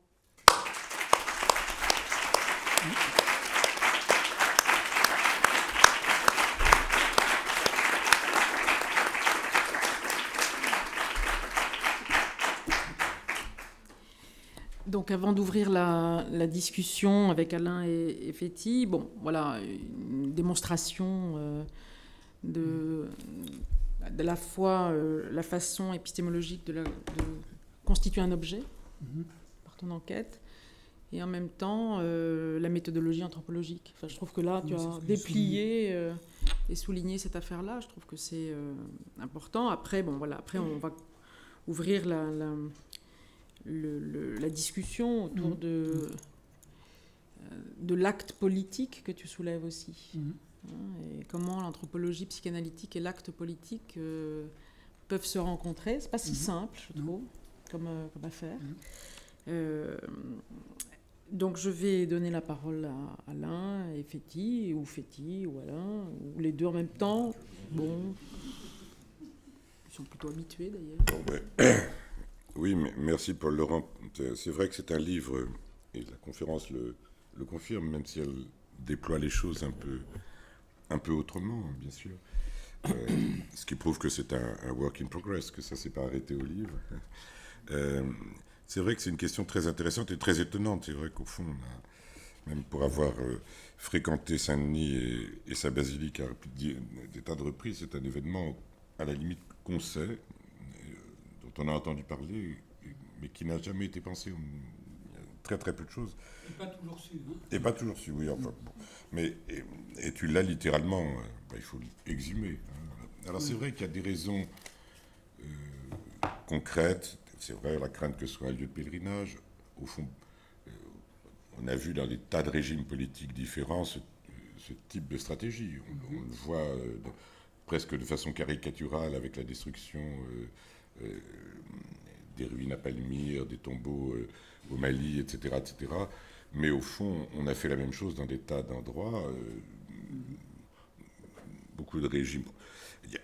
Il y a l'idée de récupérer le plomb. C'est vrai qu'il manquait sérieusement à l'époque, pendant la terreur, avec les... Bon. Mais c'est sûr qu'il y a une autre dimension que toi tu as soulignée. Et je pense que ce qui est important, et au fond c'est ça, ce quoi au fond on pourrait s'arrêter, c'est quand tu dis qu'au fond pour toi, cet événement c'est le paradigme majeur de l'entrée dans la modernité politique. Au fond, voilà. C'est ça la question décisive, me semble-t-il. Et au fond, le corollaire de cette thèse, ou la sous-thèse, si tu veux bien, c'est quelque chose qu'on pourrait appeler, au fond, c'est la mélancolie essentielle du désir révolutionnaire. Voilà. Au fond, c'est ça. C'est le sous-titre, tuer le mort. À la limite, ce que le titre du livre ne dit pas tout à fait, puisque c'est un sous-titre, c'est qu'il faudrait rajouter, une copule, tuer le mort, c'est le désir révolutionnaire. Au fond. Voilà. Et donc, c'est nécessairement une position mélancolique. Le problème, alors, est-ce que c'est une position mélancolique, ou est-ce que, face à la mélancolie qui menace la révolution est une défense contre le risque mélancolique? Et parce que j'ai l'impression que tout ce que tu as souligné, je ne sais pas ce qui est... Voilà, c'est une espèce de stratégie qui ne cesse pas de répéter que finalement, on n'en finit jamais de se séparer de l'objet. Ah oui. Et qu'au fond, le corollaire de la démocratie, c'est-à-dire au fond le corollaire de cette instauration, d'ailleurs, il faudrait être plus précis parce que la particularité de la France, c'est de ne pas avoir fait le choix de la démocratie. Nous avons fait le choix de la République, ce qui n'est pas la même chose concernant le rapport au pouvoir et le statut de la représentativité, etc. etc. Mais bon, est-ce que le statut de la démocratie, c'est justement pas, puisqu'elle est le corollaire de l'émergence du capitalisme, enfin, non pas de son émergence, mais disons puisque c'est le monde de l'industrialisation qui est en train d'arriver en même temps que la Révolution, etc. C'est-à-dire de cette production inlassable d'objets qui, finalement, qui est en train d'arriver au cours du XIXe siècle, et aussi. Voilà. Donc, au fond, la question qu'on peut se poser dans ce que tu disais, c'est que est-ce que dans cet acte-là, est-ce que cet acte n'est pas aussi un témoignage de la manière dont paradoxalement, c'est un acte qui fait exister l'autre.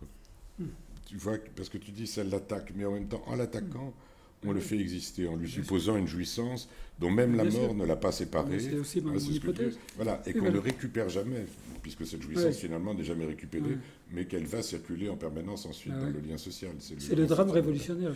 Voilà, c'est le drame révolutionnaire. Mais parce que j'ai cru comprendre par moments que tu disais que c'était comme une destruction de l'autre, une destruction même de la fonction du nom du père, ou une certaine dimension de cet ordre-là. Voilà. Mais est-ce que paradoxalement, en prétendant le détruire, ils ne le font pas exister, justement? Tu vois, le paradoxe puisqu'on lui suppose à la fois on lui suppose toujours une jouissance qu'on ne cesse pas de ne pas pouvoir récupérer. Même la fonction de la haine, il n'y a rien de tel que la haine pour faire exister l'autre. C'est la passion. Voilà, etc., enfin, qui paraît véritablement une... Alors, l'autre question et l'autre phrase que tu as dite, c'est la naissance de la démocratie et du totalitarisme dans le même mouvement. Oui. Je suis allé vite, là. Oui, mais je pense que ça me paraît très juste, parce que d'une certaine façon, la potentialité du totalitarisme dans ou derrière la démocratie, est-ce que ça n'est pas le reliquat précisément de son existence de fait dans la monarchie d'avant? Au fond, tu dis que la souveraineté, on peut repenser à la définition de Schmitt, c'est-à-dire celui qui peut décider est souverain, celui qui peut décider de l'état d'exception. Mais est-ce que précisément toute la période monarchique qui précède la Révolution, c'est un état d'exception permanent? Au fond, je ne sais pas si tu te souviens, 58, quand De Gaulle prend le pouvoir, etc., il y a cette inquiétude-là qui revient sans arrêt, qui fait qu'effectivement l'idée qu'au fond, d'un seul coup, ce que la démocratie introduit, c'est que la possibilité de la concentration du pouvoir dans les mains de quelqu'un, la possibilité de la lettre de cachet, de l'enfermement sans raison, etc., devient une situation d'exception, alors qu'elle est la situation, le régime normal, même s'il y a une limite au pouvoir. Je me souviens de celle qui a peut-être été un des plus grands tyrans de l'histoire de la royauté, qui était Catherine la Grande, Catherine de Russie. Catherine II. Oui, Catherine II de Russie. Quand on lui demandait le secret du pouvoir absolu, elle disait « J'écoute absolument ce que disent tous les moujiks, enfin toute l'aristocratie, et je décide ce que la majorité veut. » Et je décide ce que la majorité veut. Voilà, le secret, le pouvoir absolu est une fiction malgré tout, à laquelle on veut croire, mais voilà. Mais malgré tout, précisément, je peux poser la question si au fond, ça n'est pas ça que met en scène la démocratie ensuite, parce que ce cycle, quand même, finalement, qu'on va voir avec Hollande, qu'on a vu avec Chirac, qu'on voit successivement, c'est-à-dire, on élit quelqu'un, on l'aime, on appelle ça la période de grâce, l'état de grâce, Macron, ses périodes de grâce aujourd'hui, etc. Puis ensuite, on se met à copieusement le haïr, jusqu'à ce qu'on le dégomme à l'élection suivante. Et ensuite, une fois qu'on l'a dégommé, par culpabilité, on l'aime. On n'a jamais autant aimé Chirac, qu'on a tellement haï pendant qu'il était président. Ce sera pareil pour Hollande. On se dira finalement, c'était pas si mal, enfin, je sais pas quoi.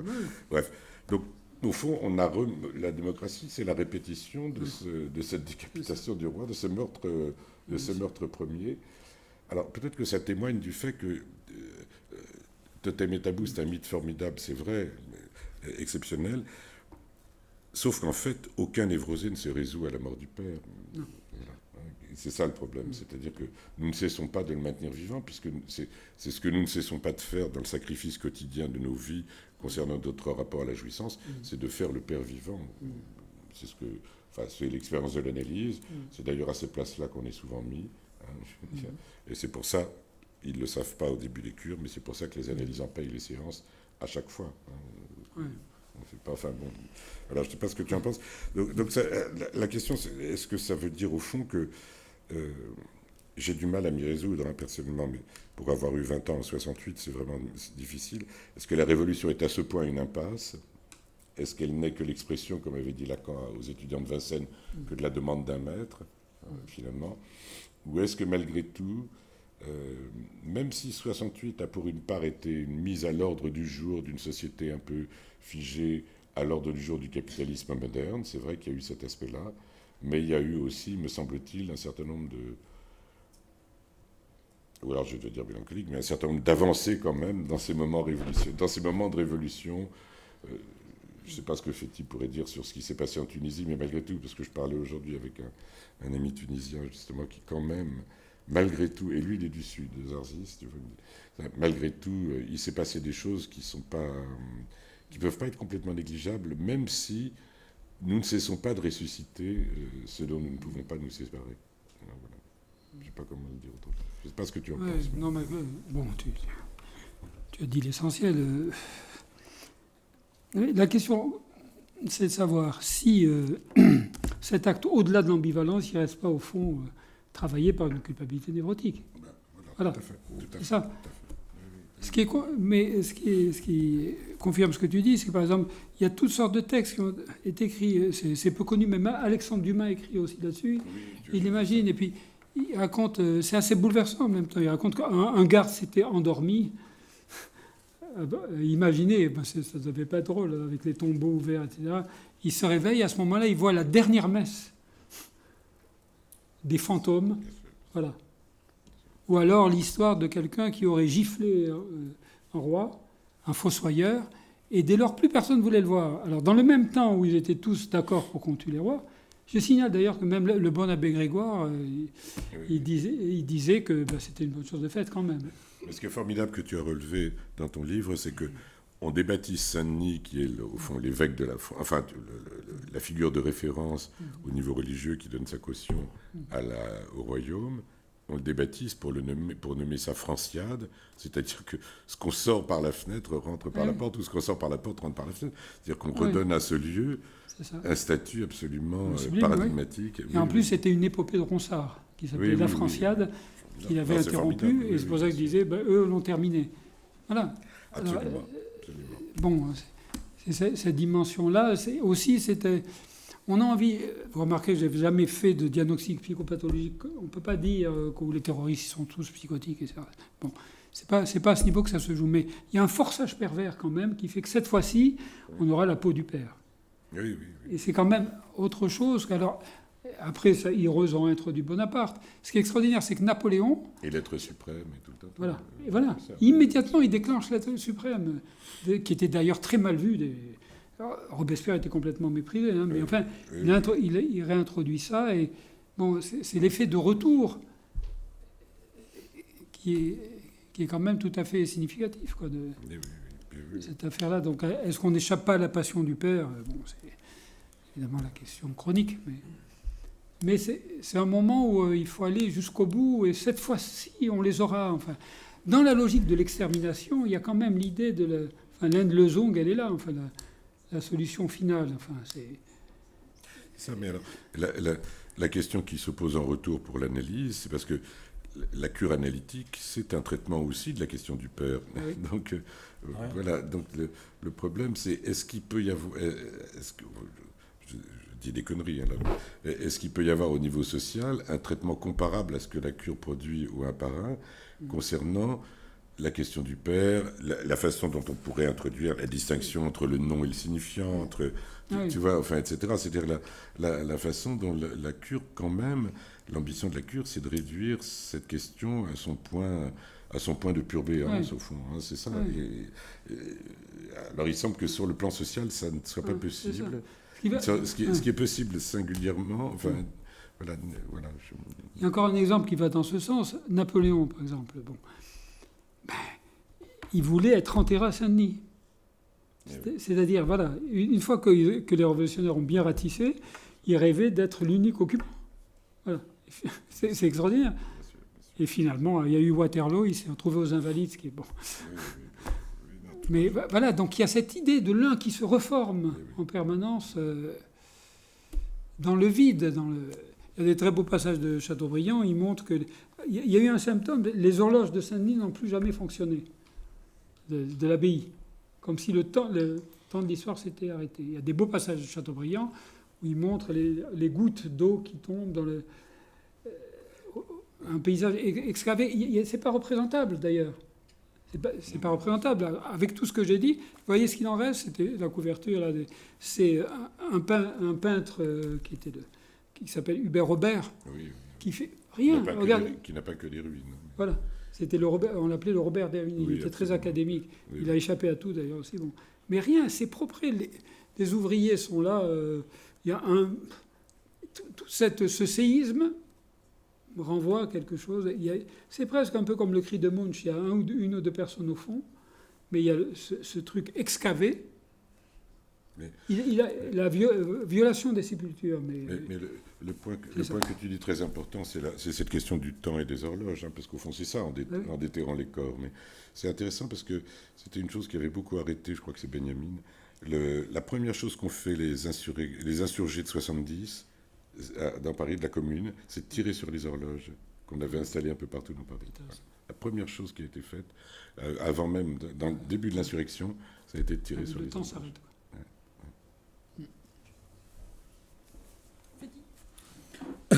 Oui, alors, ta conférence comment dire, ne rend pas compte de la richesse du livre, parce qu'il faut voir comment... Il faut le lire, quoi. Parce que c'est vraiment... on sent bien que tu as été... parfois, j'ai eu l'impression que tu étais dans l'événement. Non, mais c'est vrai. Et d'ailleurs, certaines expressions que tu as utilisées... non, il a été là. Il avait l'auteur du refoulé. Il regardait ça comme... Voilà. Ou alors, tu faisais un film, tu reconstituais finalement... C'est bizarre qu'on n'ait pas fait un film. Si, j'ai entendu dans l'émission de France Culture sur l'histoire, à un moment donné, une sorte de reconstitution radiophonique de ce moment-là, où ils décrivent l'odeur des corps, enfin, quelque chose... On lit parfois en se bouchant le nez, tellement c'est horrible, quoi. Il faut voir ce que c'est. Mais c'est dire que vraiment, c'est ce transport imaginaire dans l'enquête est quelque chose qui m'avait frappé. Bon, tes écrits sont toujours vivants, mais là, vraiment, je trouvais que il y avait quelque chose dans... Enfin, on voit bien que tu as passé du temps et tu as pris...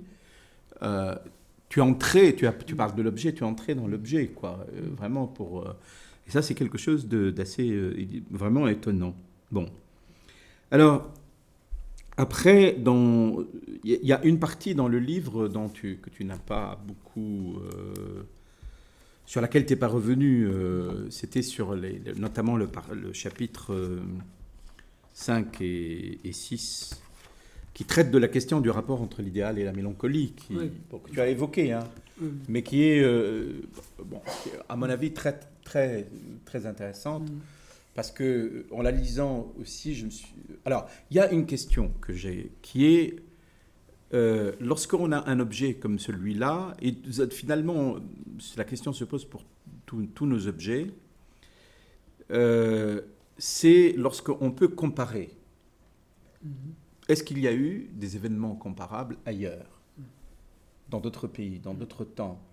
Est-ce que c'est un événement vraiment seulement exceptionnel, incomparable? Il y a eu des pillages de cimetières, très souvent. Oui, mais c'est pas la même chose. C'est tout à fait différent. Ouais. Ça, c'est pas la même chose, parce que là, ce qui se passe, c'est qu'on a l'impression que la terreur ne suffit plus à terroriser les vivants, et elle va jusqu'à vouloir terroriser les morts. C'est-à-dire qu'il y a quelque chose là qui...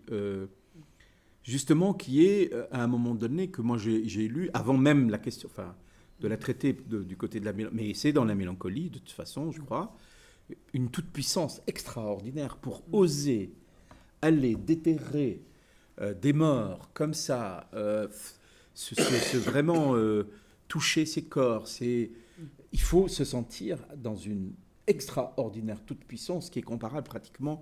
Je voyais ces scènes comme des scènes de jugement dernier, quoi. Presque, tu vois. Là. Et ça, voilà, ça, c'est cette question-là de la toute-puissance que peut donner, à un moment donné, l'idéal, et qui peut amener les gens à commettre le pire. Et on le voit, et ce que tu dis là sur des aspects de la mélancolie et de l'idéal, ben, on le retrouve chez les terroristes d'aujourd'hui. Avec Thierry, on travaille beaucoup aussi sur des cas, et on voit bien ce lien. Alors c'est un lien plus, enfin, je dirais, idéal, mélancolie, paranoïa, qui sont avec des passages incroyablement vraiment très très liés. C'est voilà, c'est-à-dire que et ça c'est quelque chose bon. Alors moi c'est là où je trouve, ce que j'ai trouvé beaucoup plus parce que vraiment traiter les événements d'une manière psychopathologique, ça a des limites quand même. Et bon, est-ce que cet événement-là est un événement politique ? Est-ce que là, ce n'est pas justement, ils sont arrivés à la destruction de ce que ça veut dire la politique, en faisant des actes comme celui-là ? Est-ce qu'il n'y a pas un moment où, quand la politique prétend aller à une certaine extrémité, ben, elle n'est plus du politique. Elle est pure sauvagerie, elle est pure destructivité, et il n'y a plus, à ce moment-là, de politique. Et là, quand il n'y a plus de politique, et je pense qu'avec la terreur, la politique s'arrête, au fond. On est dans un mouvement... alors ça, c'est peut-être ça, la pulsion de mort. Parce que le politique, c'est le lieu du compromis. C'est le lieu où on essaie, en tout cas tel que je le comprends, c'est vraiment... Le politique tend à essayer de maintenir la liaison de la pulsion de vie et de pulsion de mort pour pouvoir continuer à la coexistence ensemble, etc. Mais dès lors qu'on va jusqu'à cette extrémité-là, il y a une déliaison, tu le dis d'ailleurs à un moment. Et en même temps, c'est l'aboutissement d'une certaine logique du politique. Oui, mais c'est fini, le politique, puisqu'il n'y a plus vraiment cette tentative de lier. Enfin, la partie que j'ai trouvée intéressante, c'est sur moi, qui m'a beaucoup intéressé, c'est sur tout ce que tu dis sur le totem et la destruction totémique, parce que c'est vraiment ça, quand même. Ouais. Détruire toute la lignée des rois de France et s'attaquer à ce qui est à un moment. Et ça, cette partie-là, et tu la rapproches d'ailleurs de Totem et Tabou, m'a paru vraiment extrêmement intéressante. Parce que nous avons affaire quand même à ça et à ce qui se passe, et tu le dis en convoquant Freud, le moment de renversement où les dieux deviennent des démons. Voilà, c'est une très belle formule. C'est très, très belle formule de Freud. Les dieux qui sont vacus sont démonisés. Voilà, c'est ça. Et je pense qu'on a quelque chose de cet ordre-là, peut-être qui permet de mieux de penser en quoi cet événement est au fond un déracinement, parce que c'est un déracinement les morts, ce sont les racines d'une société. Ils sont dans la terre, nous circulons dans des artères avec des noms de morts. Là, en fait, on roule, on marche toute la journée dans des tombeaux. Nous vivons au milieu de tombeaux, à commencer par Diderot, là c'est le tombeau de Diderot, tombeau symbolique bien sûr.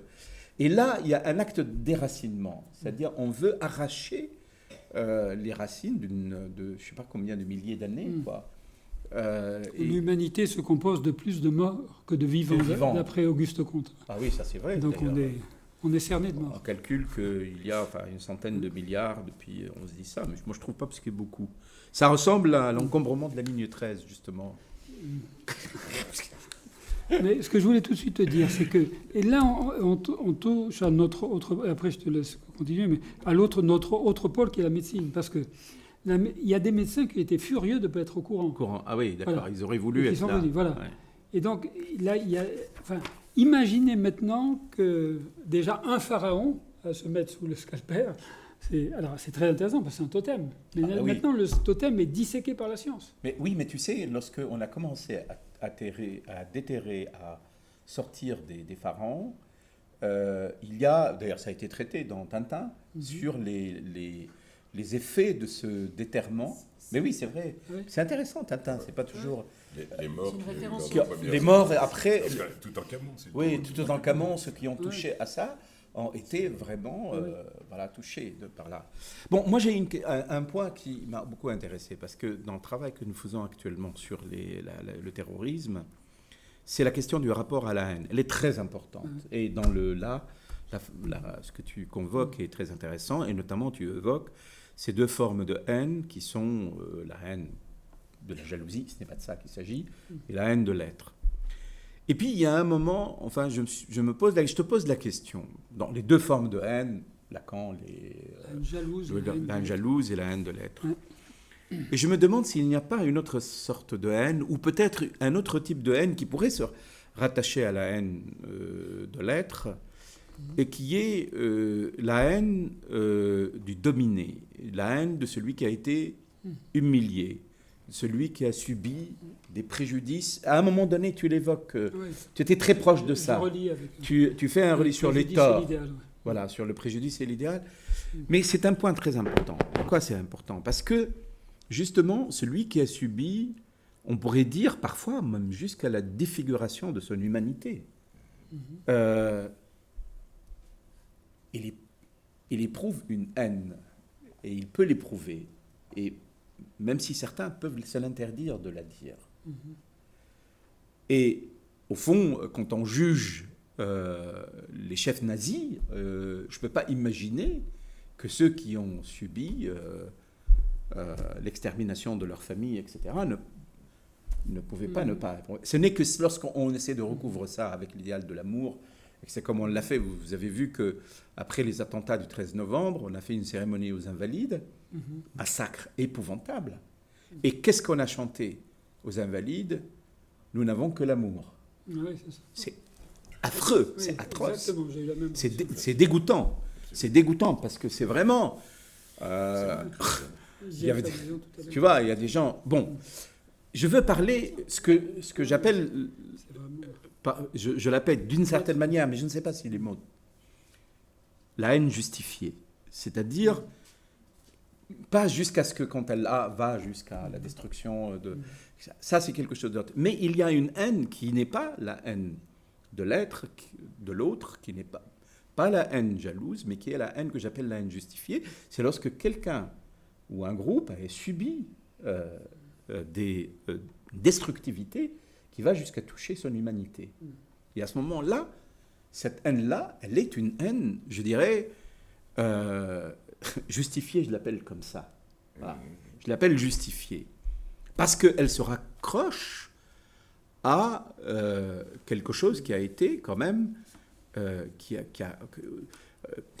on a fait subir à quelqu'un une haine effroyable, absolument destructrice de son être, et je dirais presque qu'il aurait le droit, lui, de haïr, et même il aurait un devoir de haïr, parce que ce devoir de haïr lui permettrait justement, peut-être, de ne pas lui-même être mélancolisé. Vous voyez ce que je veux dire ?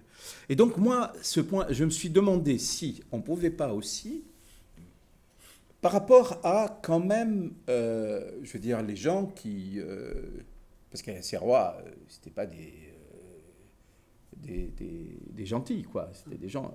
Justement, il y a contre eux, on pouvait éprouver une haine contre eux, hein, cette haine que j'appelle justifiée. Bon, voilà.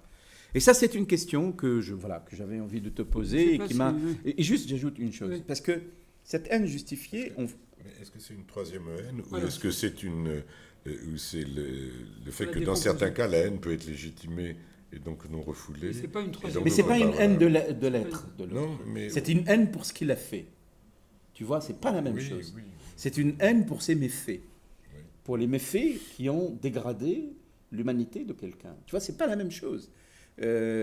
C'est quand même une haine pour celui qui a été confronté, si on reprend le terme de Lacan, qui a été confronté à la pure méchanceté de l'autre, c'est-à-dire à sa volonté de jouissance. Oui, mais c'est pas donc une haine de l'être. Parce que je pensais, il y a très longtemps, il y a 30 ou 40 ans, j'avais reçu un monsieur qui avait été déporté à Auschwitz, voilà, et il me dit qu'il essayait de se souvenir de la tête des gardiens pour pouvoir les haïr, parce qu'il ne pouvait pas penser que c'était simplement une machine de destruction. Voilà. C'est-à-dire qu'au fond, d'une certaine façon, penser que l'autre, il y avait une jouissance de l'autre dans la destruction de sa famille, etc. Ça l'allégeait. Mais d'une certaine façon, ça rendait une certaine humanité à l'acte. L'idée qu'au fond, ça avait été comme une machine du type... comme dans Tintin en Amérique, quand on voit la vache rentrer d'un côté de la chaîne et de l'autre côté sortir sous forme de boîte de conserve. Voilà, le corps qui arrive, on enlève les dents en or d'un côté, les cheveux de l'autre, etc. C'est-à-dire la radicalité de ce corps organique, parce que c'est ça qui est en jeu aussi dans l'histoire de Saint-Denis, c'est que d'un seul coup, le roi a un corps fait comme les autres, si on l'ouvre, c'est la même chose, etc. Donc, c'est pas une haine de l'être, c'est pas la haine jalouse. Donc il va bien falloir que... Parce que vraiment, d'une certaine manière... Hein? Quoi? Non, après tu vas répondre par rapport à tout ça. Non, mais parce que d'une certaine manière, ceux qui ont subi ça, ils sont interdits d'éprouver cette haine. Et s'ils ne l'éprouvent pas, je pense qu'ils sont mélancolisés. Parce qu'ils doivent... Voilà. C'est quelque chose de cet ordre-là. Non, mais je suis d'accord. Je ne sais pas si tu as parfaitement raison, mais moi je reprendrais plutôt par l'idéalisation du préjudice. Hein.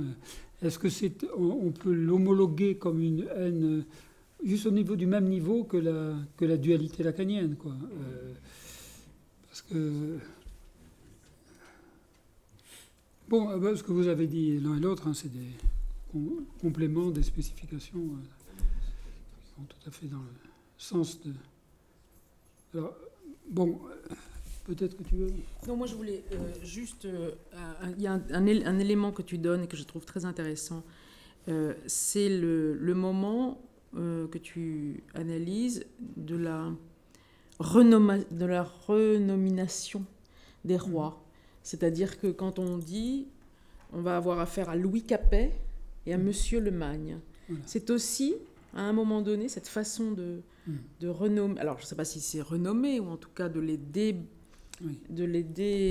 déposséder, de leur arracher leur nomination. Ouais. Alors, je ne sais pas si c'est là qu'il y a aussi quelque chose d'un acte politique, différemment, justement, de l'acte politique qui est l'exhumation des corps, qui est précisément... Enfin, c'est ce que je trouvais que ce que disait Fétier était intéressant. C'est-à-dire que si ce n'est pas dans la façon d'arracher les noms qu'il y a quelque chose de politique, plutôt que dans l'exhumation et la jouissance de l'exhumation, quoi. Enfin, je ne dis pas plutôt, tu vois, mais c'est différent. C'est-à-dire qu'il y a un acte politiquement différent dans la façon d'arracher le nom de... Il s'appelle Louis Capet. C'est-à-dire qu'au moment où... Enfin, quand tu parles de Saint-Just, je n'ai plus en tête exactement le... Mais je trouve ça intéressant, la façon dont tout d'un coup, ça va être Monsieur le Magne. Il est même simplement prénommé. C'est-à-dire Saint-Just lui dit Louis. Oui. Voilà, et là, il y a quelque chose qui est aussi... qui surdétermine l'acte. Il y a un moment assez effrayant, c'est vrai. C'est très intéressant, ce passage-là. Où Louis XVI est le roi nu, il n'est plus que Louis, au milieu de cette foule de, il faut bien dire, de fils qui veulent... Parce que c'est quand même pas la même chose de l'appeler Louis Capet ou Louis. Et encore, c'est un peu plus... C'est même différent de l'appeler Louis Capet que Louis. Oui. Enfin, tu vois, c'est le ramène à quelque chose... Parce que tout ça était un semblant pour eux. C'est le sortir de la situation d'exception, qui est la situation de la souveraineté. Et on vient juste d'avoir un petit aparté avec Alain, parce que la question de l'exception est la question qui est mise en cause dans la modernité, quand même. Il y a un passage extraordinaire que j'avais trouvé chez Heine, où il parle d'une histoire, une légende... C'est l'histoire du nom, quoi. Oui, une légende où on dit que Othon, qui était le représentant de l'Empire romain germanique, est allé chercher Charlemagne vers l'an 1000 dans sa tombe. C'est-à-dire d'abord, il a effracté, mais pas pour le tuer, sauf pour le... Alors, c'est une scène, je ne vais pas dire tout le passage, mais absolument hallucinante. Pour moi, c'est ça la question de la souveraineté. Où il rentre, et il voit Charlemagne, ça fait peur, enfin, je veux dire. Ça fait beaucoup plus peur que n'importe quel film d'épouvante, puis c'est le père qui est là, en plus, assis. Il est assis et toujours impeccable, comme un représenté, sauf qu'il y a une pointe du nez qui est cassée. Et c'est parce qu'il y a cette castration du père, ce qui est le bout du nez, qu'à ce moment-là, il le remet d'abord, et puis les ongles ont poussé et transpercé les gants. Voilà. Et donc, il fait la manucure. Il lui coupe les ongles et puis il remet une pointe d'or. Et comme ça, il espère avoir un visa, c'est-à-dire je vais te remplacer. Sauf qu'il y a une effraction où il a fallu quand même faire sauter le tombeau. Et ça rejoint un peu ce qu'on dit. Parce que, voilà. Mais du coup, Othon apparaît en rêve et lui dit tu n'hériteras pas de moi. Voilà. Charlemagne, je veux dire. Voilà, donc c'est une opération ratée. Et d'une certaine manière, entre le fils obséquieux qui va avoir la couche du père, au fond, voilà, hein, et ses fils totalement assassins, il y a quand même un effet de miroir. Non, d'ailleurs, tu me connais, je ne pense pas qu'on échappe aux mœurs du père. Donc, c'est une version, c'est une perversion, si je peux dire. Voilà. C'est une version du père qui est différente. Alors, il faut encore approcher ça, hein, mais je veux dire, entre quelqu'un, voilà, par exemple, un certain Ballanche, bien oublié, mais qui est un penseur anti-révolutionnaire, bon, c'est vrai, mais qui raconte comme ça qu'un jour, ça s'appelle l'homme sans nom, justement, ça rejoint ce que tu dis, un voyageur qui arrive et qui voit une maison tout à fait isolée du reste, il demande à un enfant qui lui dit « Ah, c'est le régicide ». Et c'est un type complètement mélancolisé qui, le jour où il fallait dire oui ou non au meurtre du père, c'est-à-dire du roi, pour le coup, là où tous les autres, lui était contre, mais il se lève, il ne sait pas pourquoi, pour faire comme les autres. Bon, ben oui, c'est un grand texte sur le DIP, quoi. Voilà, il se lève, voilà. Donc, surtout pas de contresens, c'est très important que tu le dises. Je ne veux pas dire que le meurtre du père ne soit pas dans le coup. Et tu as raison, de ce point de vue-là, on y revient dans la discussion. C'est le fait que c'est une version qui consiste à dire, cette fois-ci, du même mouvement qu'on reproduit la névrose commune, auquel on n'échappe pas. Parce qu'il faut quelle est notre idée qui fait qu'on n'est pas très populaire, on dit quand même qu'on n'échappe pas à la névrose. La psychanalyse n'a même pas été fichue de créer une nouvelle perversion, dit Lacan. Voilà. Mais le politique, si. D'une certaine manière, il tente. Mais la preuve, et c'est pour ça que c'est très important de préciser, je l'ai dit de façon plus raide que dans le texte d'ailleurs, effectivement, il y a en même temps l'idée, vous voyez, c'est-à-dire, on ne peut pas dire simplement c'est parce qu'ils haïssent le père que là ils ont eu à se mettre sous la dent toute une série de pères, c'est pas ça. C'est vraiment une logique forclusive. Voilà. Tous ces gens-là, quand même, si on avait une petite sociologie, c'était quand même des fils révoltés. Un type comme Danton, à un certain moment, il y avait une discussion entre copains, et il dit, mais quand même, au fond, nous, tout ce qu'on veut, c'est avoir le maximum de trophées, non, des trucs. Et ses copains disent, mais non, quand même. C'est un très joli moment, quoi. Et on veut la justice, c'est des principes, c'est pas... Mais non, on prend tout ce qu'on a. Ça y est, on va récupérer toutes les femmes, on va récupérer... Voilà. C'est une vengeance, en même temps grossière, des fils contre les pères. Mais en même temps, on ne peut pas traiter le peuple qui en avait bavé pendant des siècles. Bon. Jusqu'à Napoléon, enfin, on parle de Napoléon, mais Napoléon était totalement haï au moment où il fallait aller...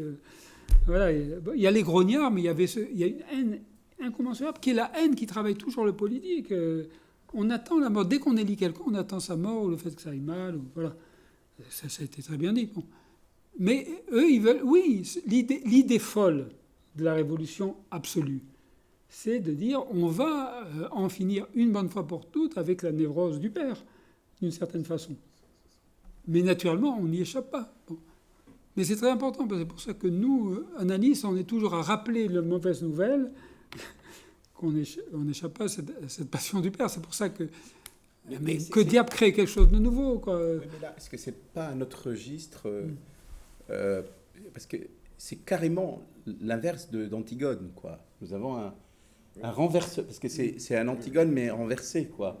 C'est de ce côté-là, à mon avis. Il y a quelque chose qui attaque peut-être un fondement éthique, une loi non écrite, mais c'est une loi fondamentale, qui fait qu'on déterre les morts, alors que dans Antigone, il s'agissait vraiment d'enterrer. Il y a quelque chose comme ça. Hein.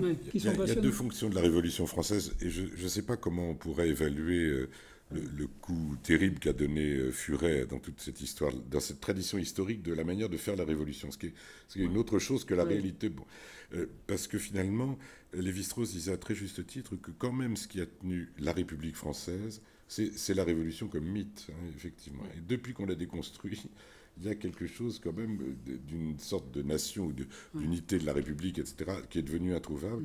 C'est-à-dire, voilà, est-ce que cette démythification, est-ce que la foule peut tenir sans cette fonction du mythe et cette figure? Elle est en plus injuste, parce que ce qu'on attribue à la Révolution, à mon sens, c'est là où la Révolution n'est plus. Parce que ça, qu'est-ce que ça a à voir avec la Révolution ? Avec ce qu'a été toute la construction, c'est vraiment ce qui a été élaboré.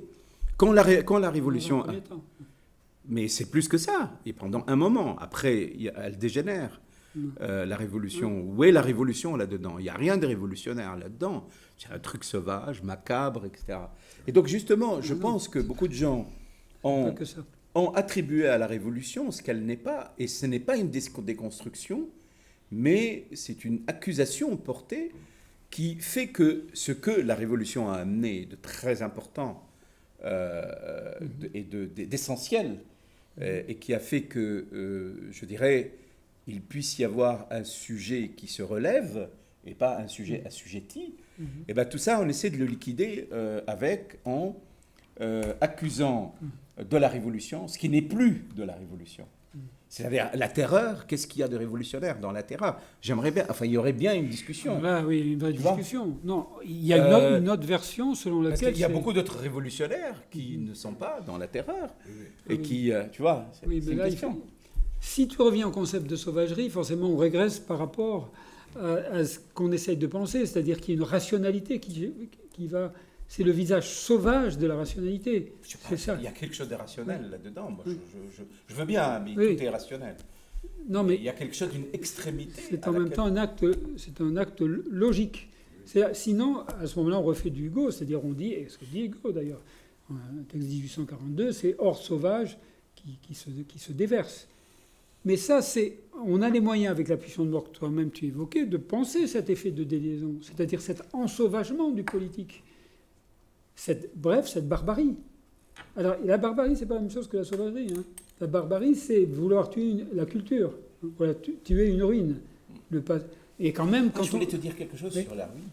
Tu sais qu'il y a un genre poétique très important dans le monde arabe sur les pleurs sur les ruines, et qui est d'une très grande importance. Et ce que tu dis, d'ailleurs, c'est un des points que tu dis de la... moi, je me suis souvent posé la question... Comment se fait-il qu'un genre poétique, au désert surtout, parce que dans le désert, il y a l'effacement de la trace, etc. Et tout ça, et je me suis demandé comment est-ce que ce genre peut être un traitement de la mélancolie. Et tu donnes justement des éléments que j'ai trouvés très intéressants, qui permettraient de traiter cette question-là. Le traitement de la mélancolie par ce qui paraît être une situation mélancolique, la ruine donc. Mais je ne veux pas vous renvoyer à mon séminaire des Beaux-Arts, mais quand même, quand la ruine apparaît dans la peinture, c'est en même temps que la signature.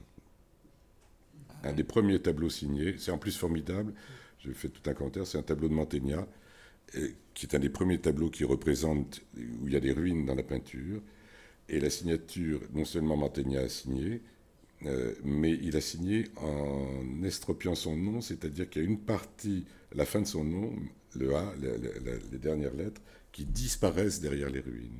Donc la signature elle-même est un fragment. Il y a le livre de Macarius. Avec un truc formidable en plus, c'est qu'il a signé en grec. On ne comprend absolument pas pourquoi il a signé. Il s'appelait Andréou, donc c'est vrai que André, c'est un prénom grec, mais on ne voit pas très bien pourquoi il a... Voilà. Donc il signe en grec sur des ruines romaines. Enfin, c'est une histoire complètement loufoque. Mais le début des ruines, c'est là. Et donc le rapport de la ruine à la signature et au fond à la fonction de l'objet, puisque la ruine c'est une formidable représentation de l'objet au sens de Lacan, puisque la ruine laisse supposer la part qui manque pour constituer la totalité qui n'est plus.